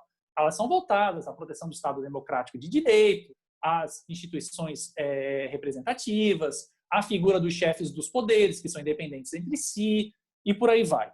Agora, quando você vai olhar os detalhes, é que complica. A competência era da Justiça Militar, você previa incomunicabilidade de preso, e por aí vai. A Constituição de 88 resolve boa parte desses problemas. Se você acompanha a jurisprudência do STF depois de 88, ela vai, né, sempre muito pontualmente, tentando intervir o mínimo possível, dizendo, olha, não se aplicam as disposições militares, a Constituição de 88 colocou o STF como o órgão recursal, ou seja, reconhece que o crime político é uma coisa diferente, então você tem um recurso originário diferente, e por aí vai. Então, essa confusão, ela é algo mais recente na história brasileira, a meu ver. O Império eu não estudei, então eu não teria condições de falar como isso acontecia lá. Já vi algumas coisas com relação à Guerra do Paraguai e tal, mas não teria muito como dizer. Mas esse problema dessa confusão entre justiça civil, justiça militar, expansão da aplicação do direito militar ao direito civil, é um problema do século XX, que mais ou menos nasce com Vargas e depois surge com força a partir dos anos 50. Muito bem, ótima, ótima, ótima. Gostei de saber disso. Só uma micro dúvida, essa Lei de Segurança Nacional do Vargas 53 foi proposta pelo governo ou é da UDN? Sabe me dizer? Eu não fiz o processo, eu não estudei o processo legislativo, tá? O processo legislativo que eu orientei uma pesquisa foi sobre o impeachment e, pelo que eu li do impeachment, talvez faça mais sentido que tenha sido a UDN. Vou dar uma pesquisada nisso aí depois, porque eu não tenho certeza. Mas todo o objetivo do parlamento durante o governo Vargas era limitar o Vargas. Sim. Então, onde dava para limitar o Vargas, ia se cercando ele. Mas essa aí é uma boa ideia de um TCC para aluno aí. Se tiver alguém interessado, só falar comigo. Legal. Bom, última pergunta que eu tenho, para aí a gente ir para as perguntas do público, que já temos 3 aqui. Eu queria falar sobre o Tribunal de Segurança Nacional, que você nadou de braçada e fez o raio-x completo dele. E eu queria saber de uma coisa. Fala-se muito do Tribunal de Segurança Nacional, a sua função de punir a intentona comunista, depois se torna um tribunal de guerra, né, durante a Segunda Guerra Mundial, com relação a espiões, etc., inimigos, traidores. Mas tem uma vertente do Tribunal de Segurança Nacional que eu acho muito interessante, que é a vertente do direito econômico, né, porque ele também tinha relação com questões de consumo, economia popular, enfim.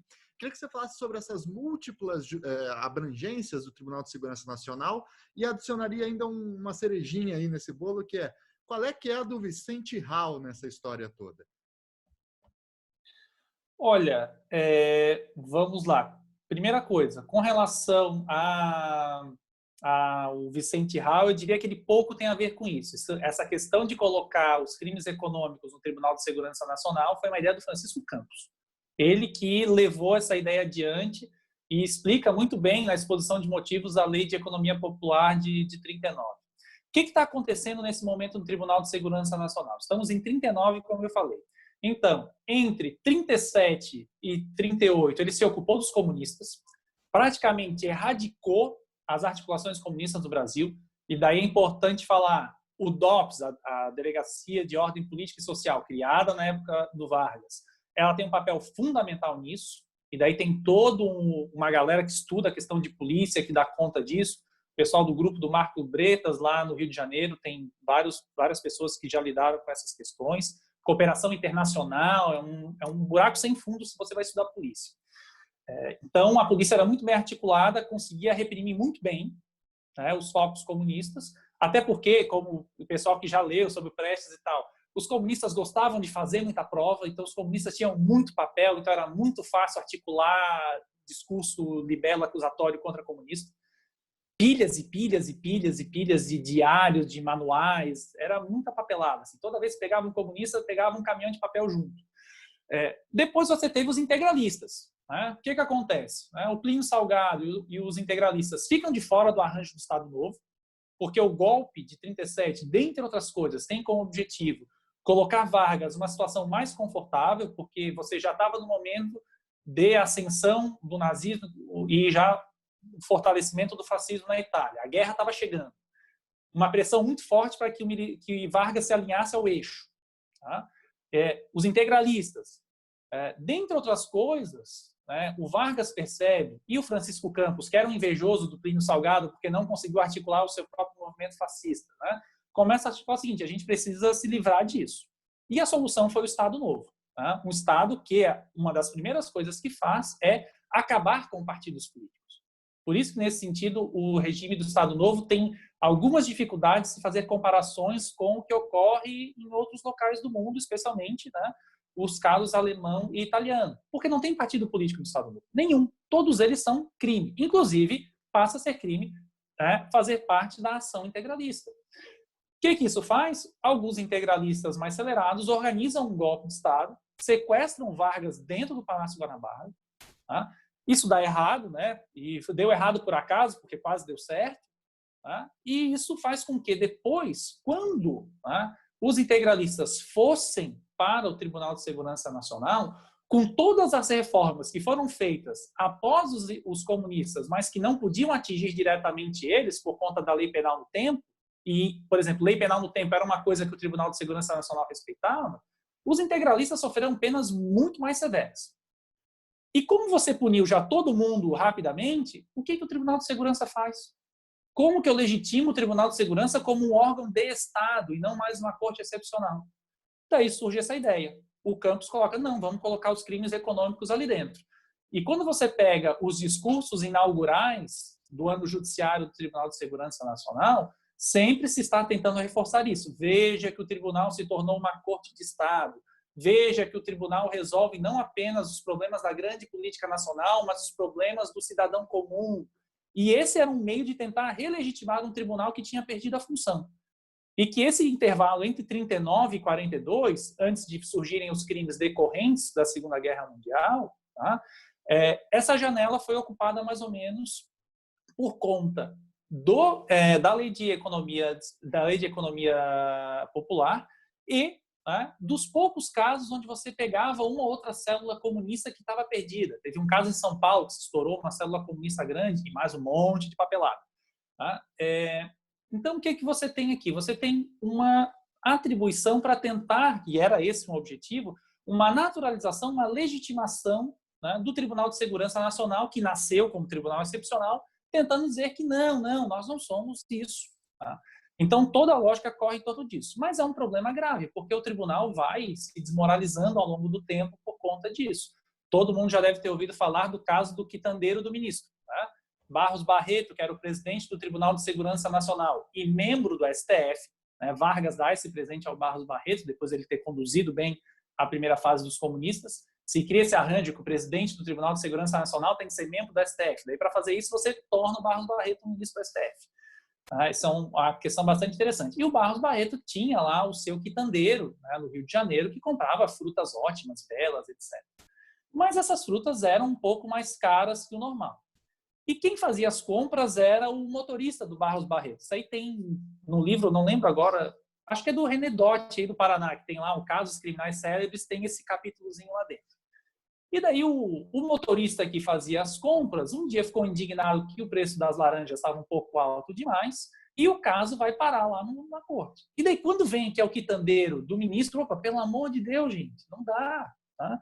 Então o tribunal passa por uma série de problemas com isso, porque são casos miúdos, né? A promessa do Francisco Campos, isso é importante lembrar, que eu não comentei, era de pegar os tubarões do mercado, os agiotas, os usurários, as pessoas que oprimiam a população pobre, etc., e não se pega ninguém, ou seja, nenhum peixe grande, né, nenhum grande agiota ou coisa do tipo, foi pego. O que você tinha era o sujeito que cobrava um aluguel acima de uma taxa considerada adequada, coisa do tipo. Então, o tribunal começou a julgar pequenas causas criminais, as quais tiravam um pouco da relevância e que serviram muito mais para aumentar o volume de causas no tribunal. Você tem quase metade dos processos são processos contra a economia popular, tá? Mas que davam um trabalho inútil. Imagina você, um alto comandante da Marinha, que foi colocado como juiz do Tribunal de Segurança Nacional, achando que está tendo um cargo importante, porque o Tribunal de Segurança Nacional era uma espécie de trampolim para altos cargos no generalato ou coisas do tipo, ter que ficar julgando o quitandeiro do ministro ou o aluguel do fulano de tal. Era uma situação muito desconfortável, tá? Mas que ajudou, de certo modo, nesse sentido. Tem uma dissertação de mestrado sobre isso, da Manuela Orne, aqui da Federal de Santa Catarina, que tenta traçar um pouquinho como que essas coisas vão acontecer. Doideira, né? Vai de discussões sobre segurança nacional até juizado especial civil, né? Era um tribunal que daí sofria um pouco justamente com isso. Isso dava bastante trabalho, isso dava aumento de volume, que, né, eles sempre tentavam capitalizar nesse sentido. Vinham as estatísticas do tribunal no começo do ano judiciário, que eram feitas no final do anterior, e eles estavam mostrando, veja, nós temos muitos processos que cuidam do povo, nós julgamos ele e, principalmente, que esse era um problema que se discutia paralelo à reforma do processo civil, justiça rápida. Muito bem. E chegou a julgar espiões também, Diego, durante a Segunda Guerra Mundial? Julgou. Eu achei uns casos muito interessantes de espiões alemães aqui no sul do Brasil. Tem bastante coisa, Ainda que o principal, como eu falei, eram duas coisas. Eram os desertores das fábricas, né? Esse era um problema muito importante, e se o desertor da fábrica era estrangeiro, era um problema gravíssimo para a pessoa, né? Dava zebra, dava condenação, né? E a outra questão, que é uma coisa muito importante, eu imagino que em alguns locais do interior do Paraná acontecesse, e era muito forte aqui no interior de Santa Catarina, do Rio Grande do Sul e de São Paulo, o uso de língua estrangeira em via pública. Tá? Que não era um crime propriamente dito, mas entrava como uma modalidade específica de desobediência. Por quê? O que acontecia? Aqui em Santa Catarina, ao menos, funcionava assim. Os delegados de polícia emanavam portarias dizendo o seguinte: não pode falar italiano, alemão na rua. Ou aqui, no caso do interior de Santa Catarina, em Paraná também japonês. Não pode falar essas línguas aí na rua. Se falar essas línguas na rua, dá zebra. Já deve ter visto aquele maravilhoso filme Corações Sujos, né? Aquela coprodução brasileira e nipônica, que trata da questão dos japoneses no interior de São Paulo. Mas esses casos aconteciam com italianos, com alemães também aqui no sul do país. Então, essas portarias eram emanadas, e quando o sujeito era pego no boteco, né, jogando lá o truco italiano, coisa do tipo, tá, era preso. E cheguei a encontrar alguns casos desses no Tribunal de Segurança Nacional, o sujeito que estava jogando carta e que estava falando italiano enquanto jogava carta. Caramba, viu? Bom, vamos lá então para as perguntas do nosso público. O Eric Nakamura faz a seguinte pergunta: professor, em sua visão, as leis de segurança nacional exerceram um papel importante para a perseguição a parlamentares opositores em governos de ocasião? Para perseguir parlamentares, se usava a lei de segurança nacional ou se tinha outro expediente, Diego? Como que era? se tentava ter um pouco de pudor, né? Se tentava evitar, mas nos anos 30, vários deputados e senadores, né, sofreram. O caso mais famoso foi de João Mangabeira, né? João Mangabeira, inclusive, escreve os próprios habeas corpus de dentro da cadeia. Hoje em dia eles são publicados em livro, é bem interessante, tem toda a sequência dos atos. Então, Vargas não poupou, né? Vargas não poupou nem um pouco. Só que é importante lembrar, a oposição a Vargas era a minoria, tá? E tanto que depois que vem o Estado Novo e não existe mais deputado e senador, porque ele nunca convocou o Congresso Nacional durante a ditadura, que era uma faculdade dele, se mantinha honorificamente os títulos, né? Então, o sujeito era o deputado tal, ainda que ele não fosse mais o deputado tal. Isso é importante, porque vários deputados, vários congressistas apoiaram o Estado Novo e o fechamento do Congresso, porque vários deles foram inseridos depois nas burocracias do Estado Novo que cresceram, né? Talvez o exemplo mais interessante é o Agamenon Magalhães, mas teriam vários outros nesse sentido que seriam exemplificativos. Como as minhas pesquisas, né, com processo e tal foram nos anos 30, 40, eu já sei menos sobre a ditadura militar, mas o que a gente tem também são aqueles decretos que, a partir do AI-2, do AI-5 e tal, que tiram os direitos políticos, e a cassação dos direitos políticos acabava tendo esse efeito. E como tinha o exílio também, no final das contas, creio eu não fiz esse estudo a fundo, mas se utilizou menos a via penal, né, com as leis de segurança nacional para os parlamentares do que propriamente no Estado Novo. Me pareceu que no Estado Novo não se tinha esse pudor, né, e se utilizava diretamente o expediente penal, diferente do expediente desse expurgo político, né, que é inclusive em alguns casos banimento, né, do país, como você teve ato institucional específico para banir pessoas. Na ditadura, a ditadura já utilizou de outras medidas. A meu ver, que é um pouco daquilo que eu tentei falar naquela explanação inicial, a minha tese é de que esse movimento dessas medidas extrapenais fazem parte do penal. Ou seja, você ter esses diversos níveis são modos de você organizar e de modular as intensidades e as particularidades dos meios de punição. Ou seja, para alguns sujeitos eu consigo usar diretamente lei penal.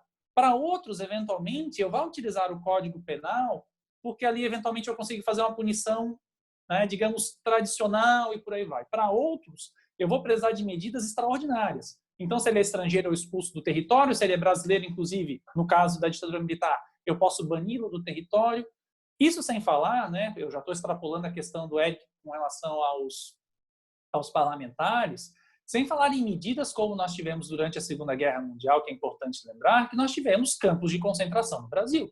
Isso é muito importante falar, que surgiam como medidas administrativas, né, o chamado domicílio coato, que é uma cópia de uma medida que o fascismo utilizava, mas que já existia também durante a época liberal na Itália, ou seja, existe muita adaptação de instrumentos liberais para a punição em regimes autoritários, em que você colocava, aqui em Santa Catarina você tinha alguns deles, os alemães, os italianos deveriam morar em áreas específicas da cidade e não poderiam circular fora.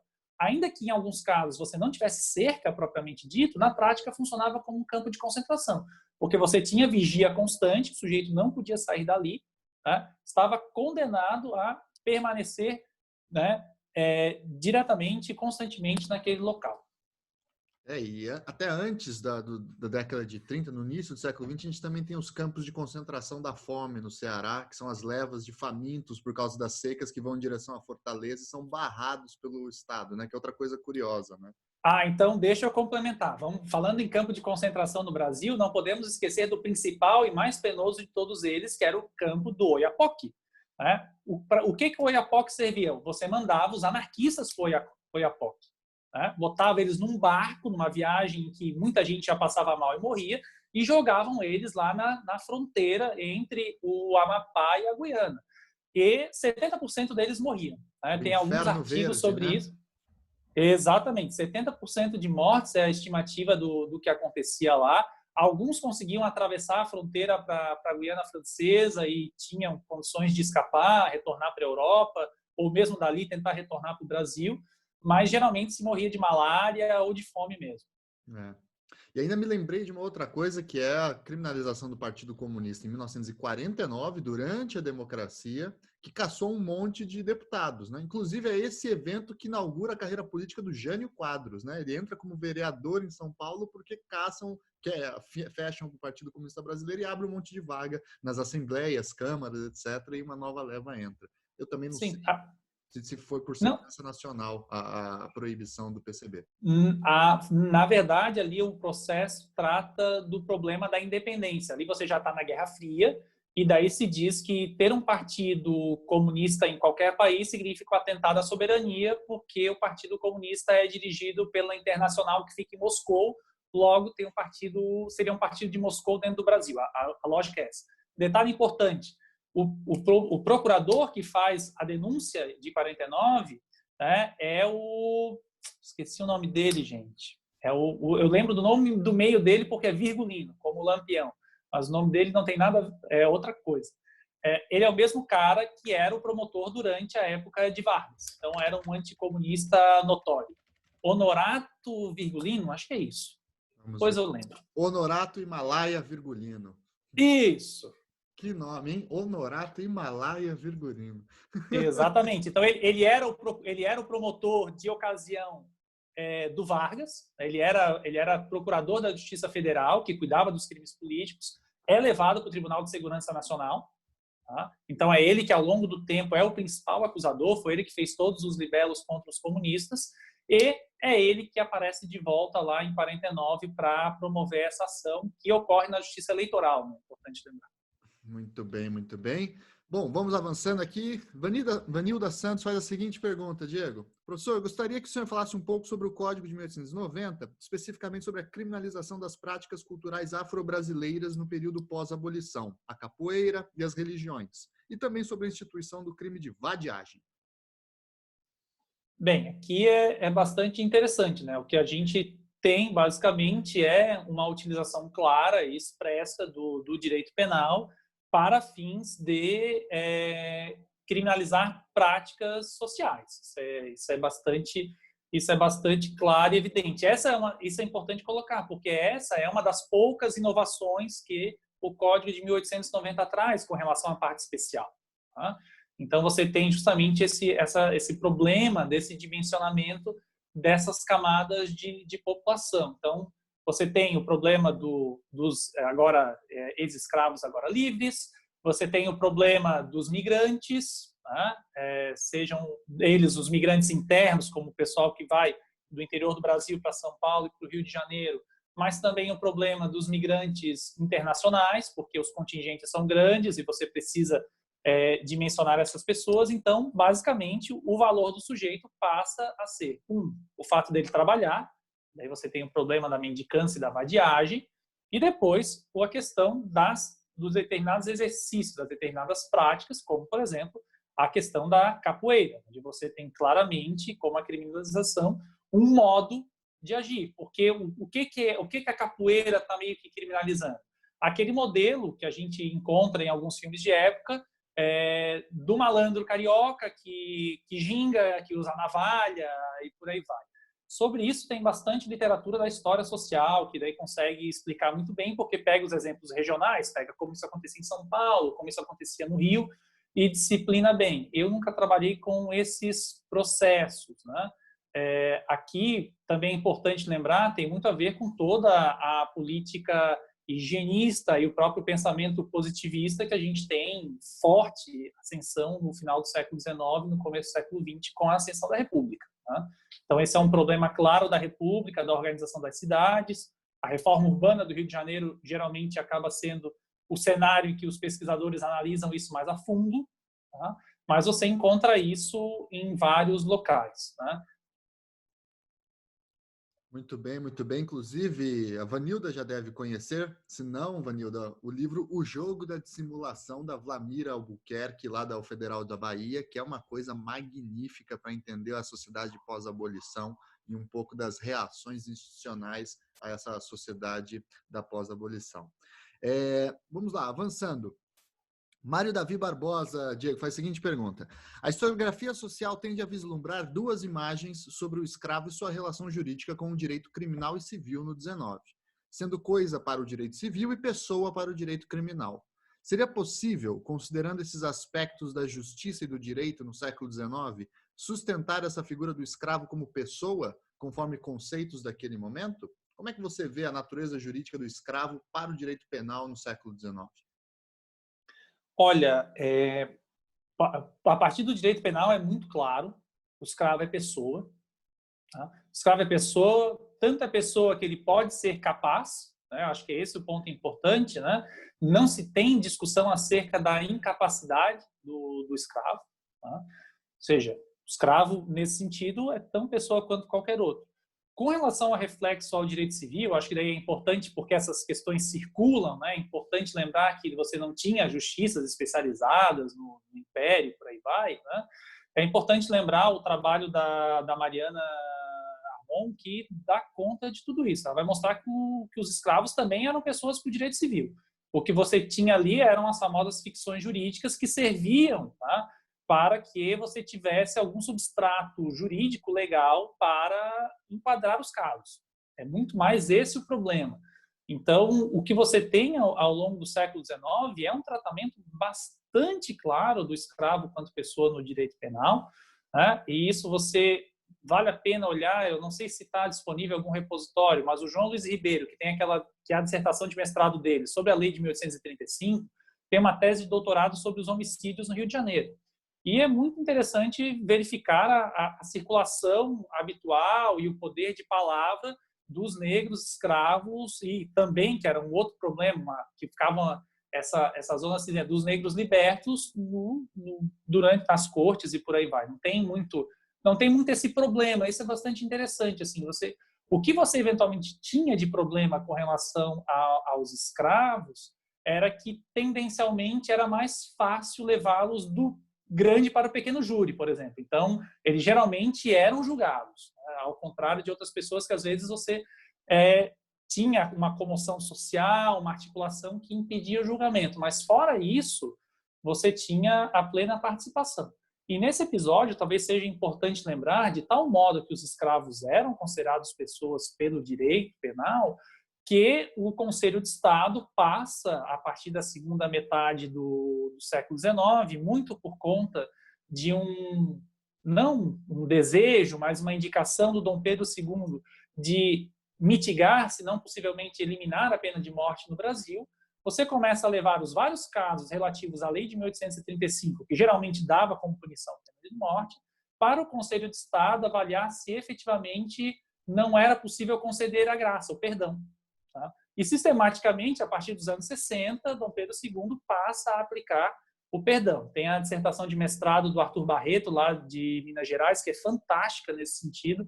Fala da graça no geral, né, que a graça, além dos escravos, era muito aplicada aos militares, né? A Guerra do Paraguai trouxe muitos problemas de deserção, mas você tem também aí um uso largo, né, e da verificação de argumentos de humanidade, por aí vai, que só são possíveis se você entende que os escravos eram pessoas.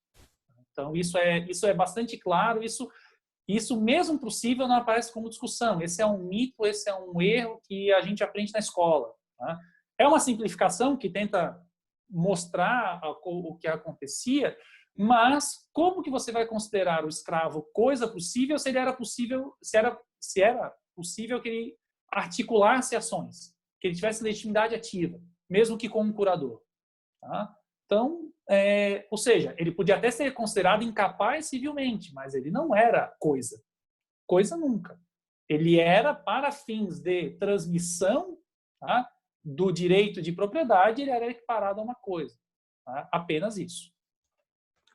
Muito bem, muito bem. Vamos para a próxima. A Bárbara faz um belo comentário aqui sobre a relação entre cidadania e justiça em Santa Catarina no século XIX, mas eu vou pular direto para a pergunta dela. Ela faz a seguinte questão: queria que o professor comentasse um pouco sobre a relação e a importância da organização judiciária para o regime político adotado no período. Ela está se referindo aos anos 30 e 40, mas se for possível você fazer um ensaísmo aqui, Diego, qual que é a relação entre organização judiciária e política, e poder no geral na história do Brasil?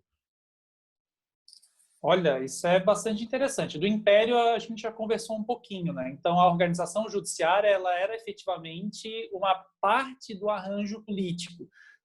Isso eu brinco com os meus alunos na história, da disciplina de História do Direito, que quando eu vou fazer o desenho lá dos três poderes, que no Império são quatro, daí é mais complicado explicar para eles essas coisas, eu faço um arranjo em que o judiciário necessariamente está abaixo.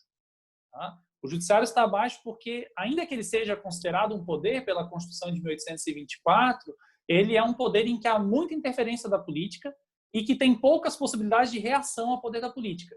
Tanto é verdade que a reação que o judiciário conseguiu construir ao longo do Império foi justamente de tentar criar uma profissionalização de modo a se desvincular das carreiras políticas. Então, foi esse o processo que o judiciário encontrou para se rearranjar no Império, para tentar Lembrando se que a livrar dessa... magistratura era muito política, a ponto de poder ser magistrado e senador ao mesmo tempo, né? Até pelo menos Sim, sim, sim. 1840 e poucos, né? Não, e geralmente ser juiz de direito era um pedágio necessário para pagar para que você pudesse ter altos cargos, ou seja, se você não fosse juiz de direito na comarca lá do interior, provavelmente você não conseguiria ascender a outros cargos da burocracia estatal ou alcançar cargos legislativos de relevo. Fazia parte do arranjo político você ser juiz, O por exemplo. cursus honorum, né? Tem que dar aquela circulada, né? Para fazer um seu currículo. Exatamente, isso. Exatamente, isso é bastante claro. Quem, inclusive, estuda, né, esses arranjos na história política consegue perceber isso claramente.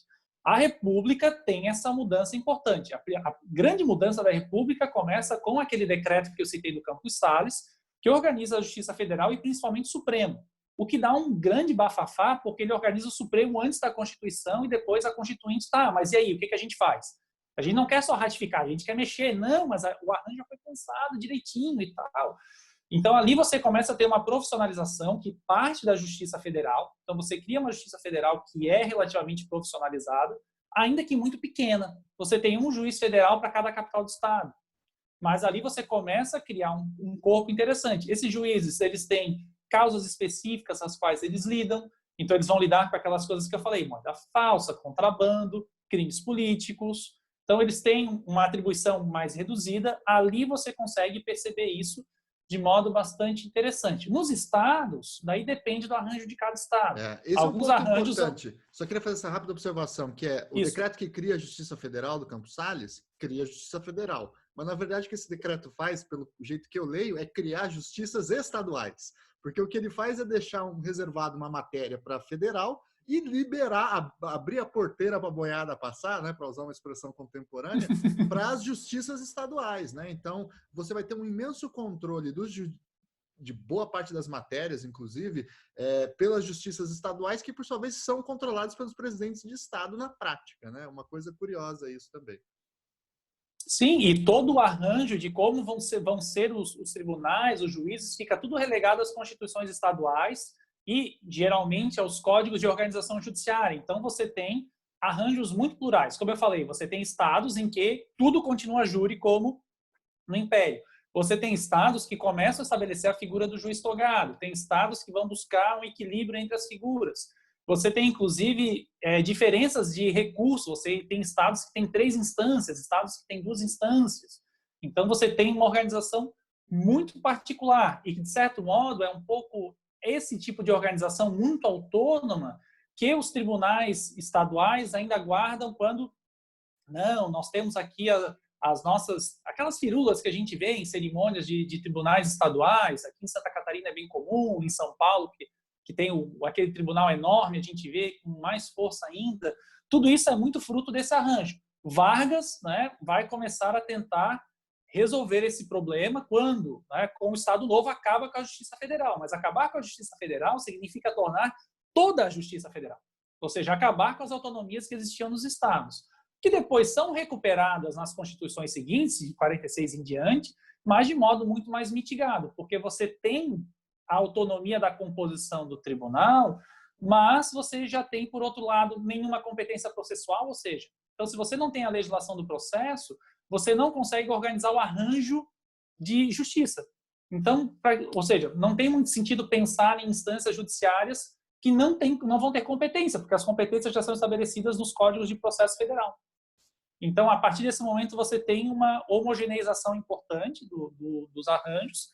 Você vai ter o retorno da Justiça Federal depois dos anos 60, né?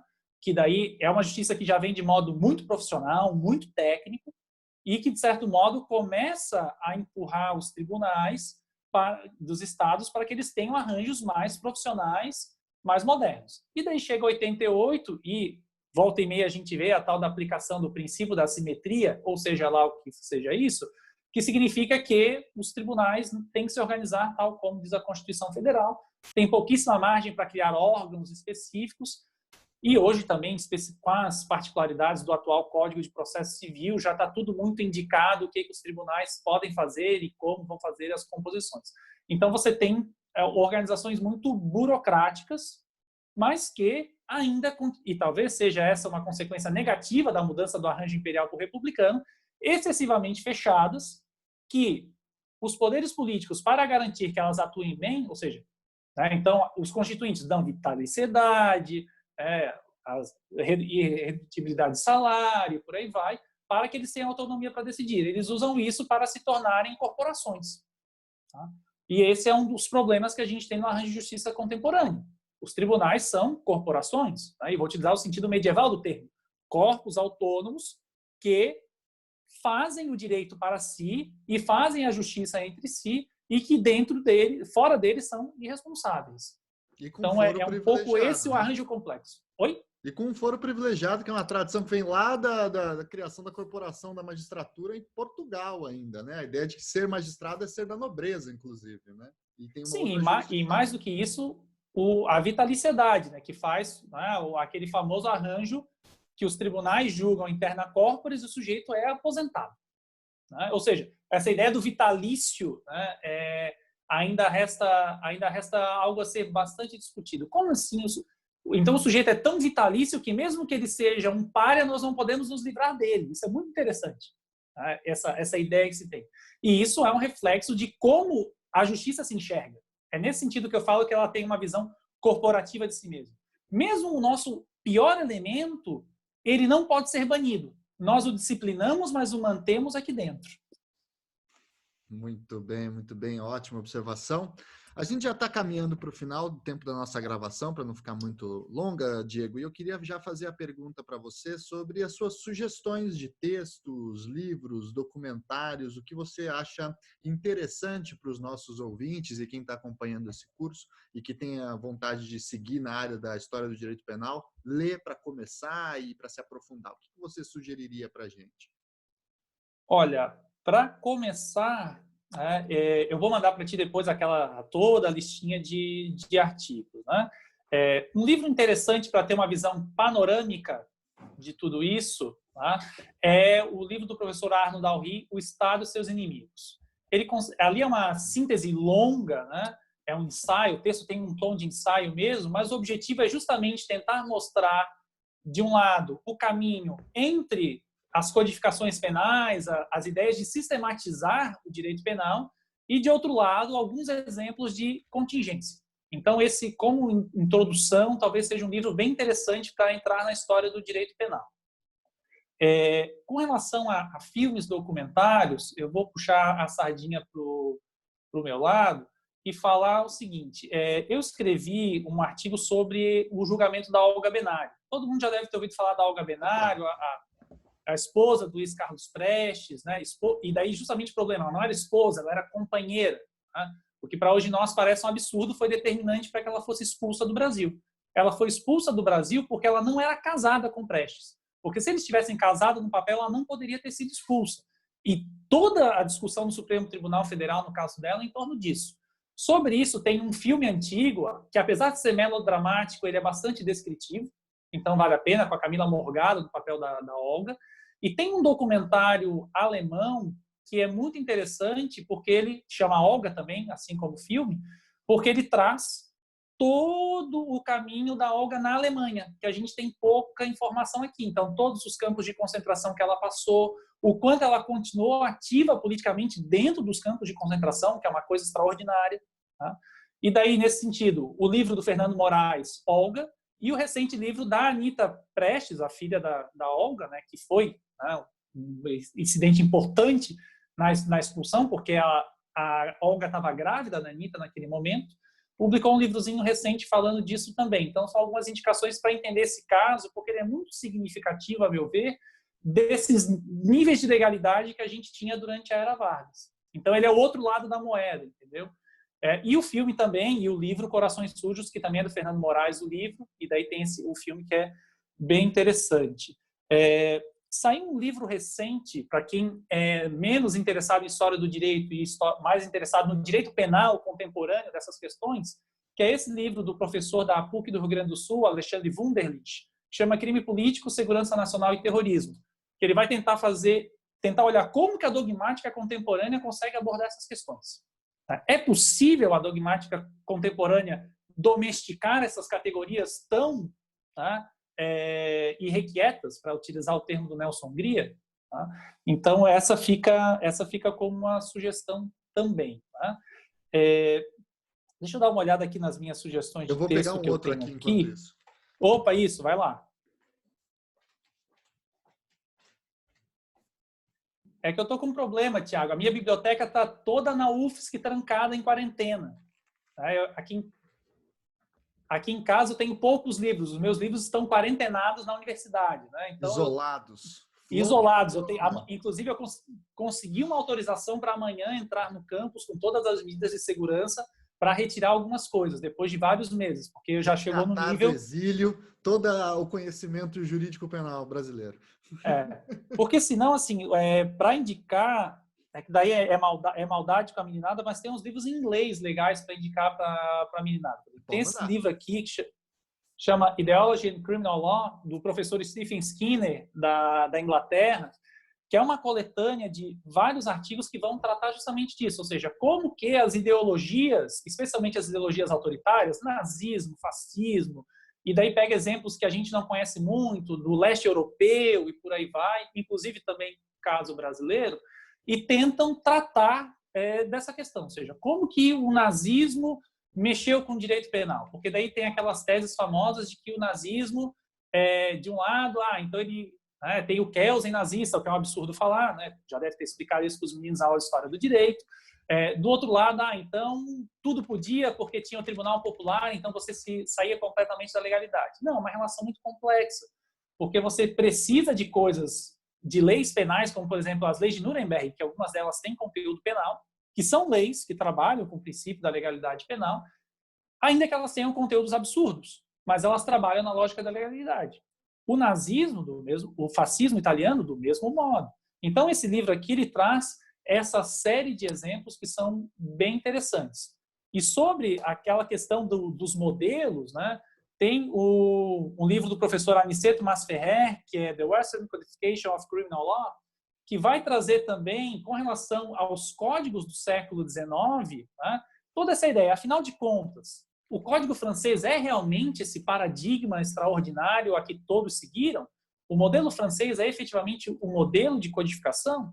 E daí vai se justamente desconstruindo essa ideia, que muito se utiliza, mas, em geral, o que a gente tem é esse panorama das ideias iluministas que circulam de modo bastante forte, inclusive forçadamente com as invasões napoleônicas. Isso é uma coisa muito interessante, Porque Napoleão vai invadindo os locais e vai dizendo, então os nossos códigos franceses vão valendo para os territórios ocupados. E o modelo do código começa a se espraiar. Em parte, é por isso que o modelo napoleônico ganhou tanta força na Europa e depois na América Latina. Mas isso não explica todo o fenômeno. Muito bem, muito bem, muito bem. Eu vou fazer, então, 3 rápidas sugestões. Reavisando que não é minha praia exatamente o direito penal, a história do direito penal, mas eu gosto de acompanhar alguma coisa como historiador do direito em geral, Então, eu começaria com um livro de história social, na verdade, mas que tem diálogos com o direito penal, que é já um clássico, a gente pode chamar de clássico. É um livro, eu nem lembro qual que é a data da sua publicação, da sua primeira edição, mas deixa eu até ver aqui. Primeira edição de 84, que é Crime Cotidiano, do Boris Fausto, é um livro já muito bem estabelecido na historiografia, Com certeza. não faz história do direito, mas faz história social do crime, que é uma área também muito interessante para se desbravar. E aí, 2 outros textos específicos aí de história do direito, um do século XIX, do amigo do Diego, que eu pessoalmente não conheço, né, que é o Ricardo Zontag, que é o Código Criminológico. É a tese dele, né, Diego? É a tese, é a tese. Ciência Jurídica e Codificação Penal no Brasil, 1888 a 1899, publicado pela Revan, também trabalha muito dessas discussões aí do processo de modernização do direito penal brasileiro e esse código horrível, né, de 1891. E aí a gente tem também a discussão eu lembrei desse código horrível, a gente esqueci até de falar do Liber Terribilis, né, o livro 5º das ordenações filipinas. Sim. Que também era que o livro 5º, sim, o livro 5º das ordenações é esse ponto interessante, né? Porque como eu havia falado que a justiça era comunitária, então claro que ele era utilizado em algumas ocasiões, tem o famoso caso de Tiradentes e por aí vai, mas ele não era a regra, né? Então não. Por isso que, no final das contas, essa discussão da codificação para se livrar das ordenações filipinas, ela é uma discussão que é uma meia-verdade, mas que fazia muito sentido para o pessoal do Império que queria construir um país. Como é que eu vou construir um país com aquele tipo de legislação? Tá? Para começar, ela era estrangeira agora. Daí tem toda essa discussão. Ela é estrangeira. Ela é antiquada. Ela não está adaptada ao liberalismo, ao iluminismo. Então, nesse sentido, era importante ter um código. Mas já ali nesse sentido, os tribunais já teriam que fazer uma aplicação, como fizeram do direito civil, dentro dos parâmetros modernos. Porque o direito necessariamente vai se reinventando. Exatamente. E aí, por fim, a sugestão é, se você quiser conhecer sobre o Tribunal de Segurança Nacional no prisma penal, tem que olhar os textos do Diego Nunes, procura lá no Lattes dele, tem vários artigos sobre essa discussão. E se você quiser ter um olhar constitucionalista para o Tribunal de Segurança Nacional, que eu acho bem interessante também, tem a dissertação do Rafael Peixoto Marques, lá da UNB, Repressão Política e Usos da Constituição no Governo Vargas, de 34 a 37. Eu acho que isso já tem uma leitura aí para mais de mês para discutir a história do direito penal. Diego, eu queria agradecer imensamente sua aula, sua disponibilidade, sua participação nesse curso. É um imenso prazer conversar com você e aprender. O público aí gostou bastante da sua participação e da sua fala. E aí eu queria deixar as palavras finais para a gente encerrar a nossa gravação. Maravilha. Tiago, queria agradecer por essa oportunidade de diálogo. Acho que é algo muito importante para nós, né, que somos pesquisadores, para os alunos, para eles conhecerem que tem se feito bastante coisa no Brasil nos últimos anos com relação à história do direito, que isso seja um movimento contínuo, que a gente possa continuar conversando, tem muita coisa ainda para discutir. Eu, atualmente, né, graças ao Tiago, estou conseguindo fazer um trabalho sobre o Código de Águas, então me baseei na tese dele, consegui uns textos, inclusive, importantes, algumas fontes com ele. Eu acho que é disso que a ciência brasileira, no nosso caso, a história do direito, precisa, de diálogo, de circulação de ideias, de pensar questões originais, importantes, que tenham, né, efetiva relevância para a nossa sociedade. Porque, às vezes, a história... Eu brinco, né, com os meus alunos. A história não ensina muito, ou então a gente que é muito ruim de aprender, porque a gente continua errando e continua fazendo coisas muito estranhas e que já deveriam ter sido superadas no passado. Mas se ela não ensina ou nós não conseguimos aprender por outro lado, tentar aprender, tentar conhecer mais sobre qualquer coisa é algo muito importante. E para nós, no direito, pensando nessa plasticidade que o direito tem, nessa necessidade que o direito tem de ir se adaptando ao mundo, conhecer a história, no mínimo, como diria o professor Pedro Costa, um exercício analítico, hermenêutico importante, porque eu vou aprender a pensar como diferente, vou aprender a pensar com situações que talvez em primeiro momento não façam sentido, ou talvez a gente consiga tentar atribuir sentidos para coisas que a um primeiro momento nos pareçam muito estranhas. Então, a história é um excelente treino, um excelente exercício para o estranhamento, seja ele qual for. No caso do direito penal, nós temos muitos estranhamentos porque eles lidam com coisas importantes, eles lidam com a liberdade do sujeito, eles podem lidar com a própria vida do sujeito. Mas, olhando um pouco como vai se construindo isso pelo direito, a gente começa a entender que, tivemos algumas pessoas que tiveram algumas ideias, que tomaram algumas opções dentro de determinadas conjunturas políticas, às quais a gente passa a entender isso. Nesse sentido, desculpa estar me alongando, por isso que é interessante pensar uma figura como Nelson Hungria, que surge, né, como um juiz importante, se torna um sujeito que se alia ao Estado Novo, a um Estado autoritário, faz uma codificação para um Estado autoritário e morre como um advogado liberal defendendo, né, o fim da pena de morte no mundo todo. Isso é um caso muito interessante para conhecer o Nelson Hungria. Tem um caso importante nos Estados Unidos sobre pena de morte nos anos 60, e ele encampa a situação, logo depois de ter se aposentado como ministro do STF, para justamente tentar pensar no direito penal de modo muito diferente, como tradicionalmente se atribuía a ele mesmo, que era um direito penal mais conservador, um direito penal mais pensando na punição e por aí vai. Ou seja, a gente tem que entender a complexidade do direito e, para isso, a história ajuda bastante. Muito bem, muito bem.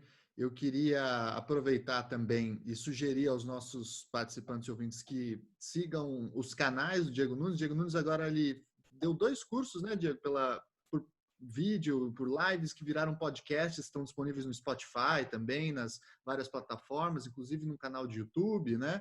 Qual que é o canal de YouTube, inclusive, Diego? O YouTube é Diego Nunes Prof.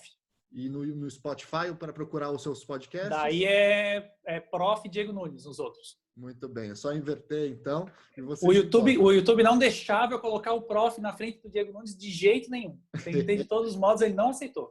Tinha que ter Diego Nunes na frente. Daí foi assim. Então, tá certo. Gente, então queria agradecer imensamente essa disponibilidade, essa participação. Diego, público, a gente volta a conversar na sexta-feira, na última aula do Cristiano Paixão sobre a Constituinte de 87 e 88, que acredito eu ser a última aula desse curso, desse já longo curso, tá bom? Sexta-feira, 10 da manhã, a gente volta a falar. Diego, muito obrigado. Obrigado, pessoal. Até sexta, então. Tchau, tchau.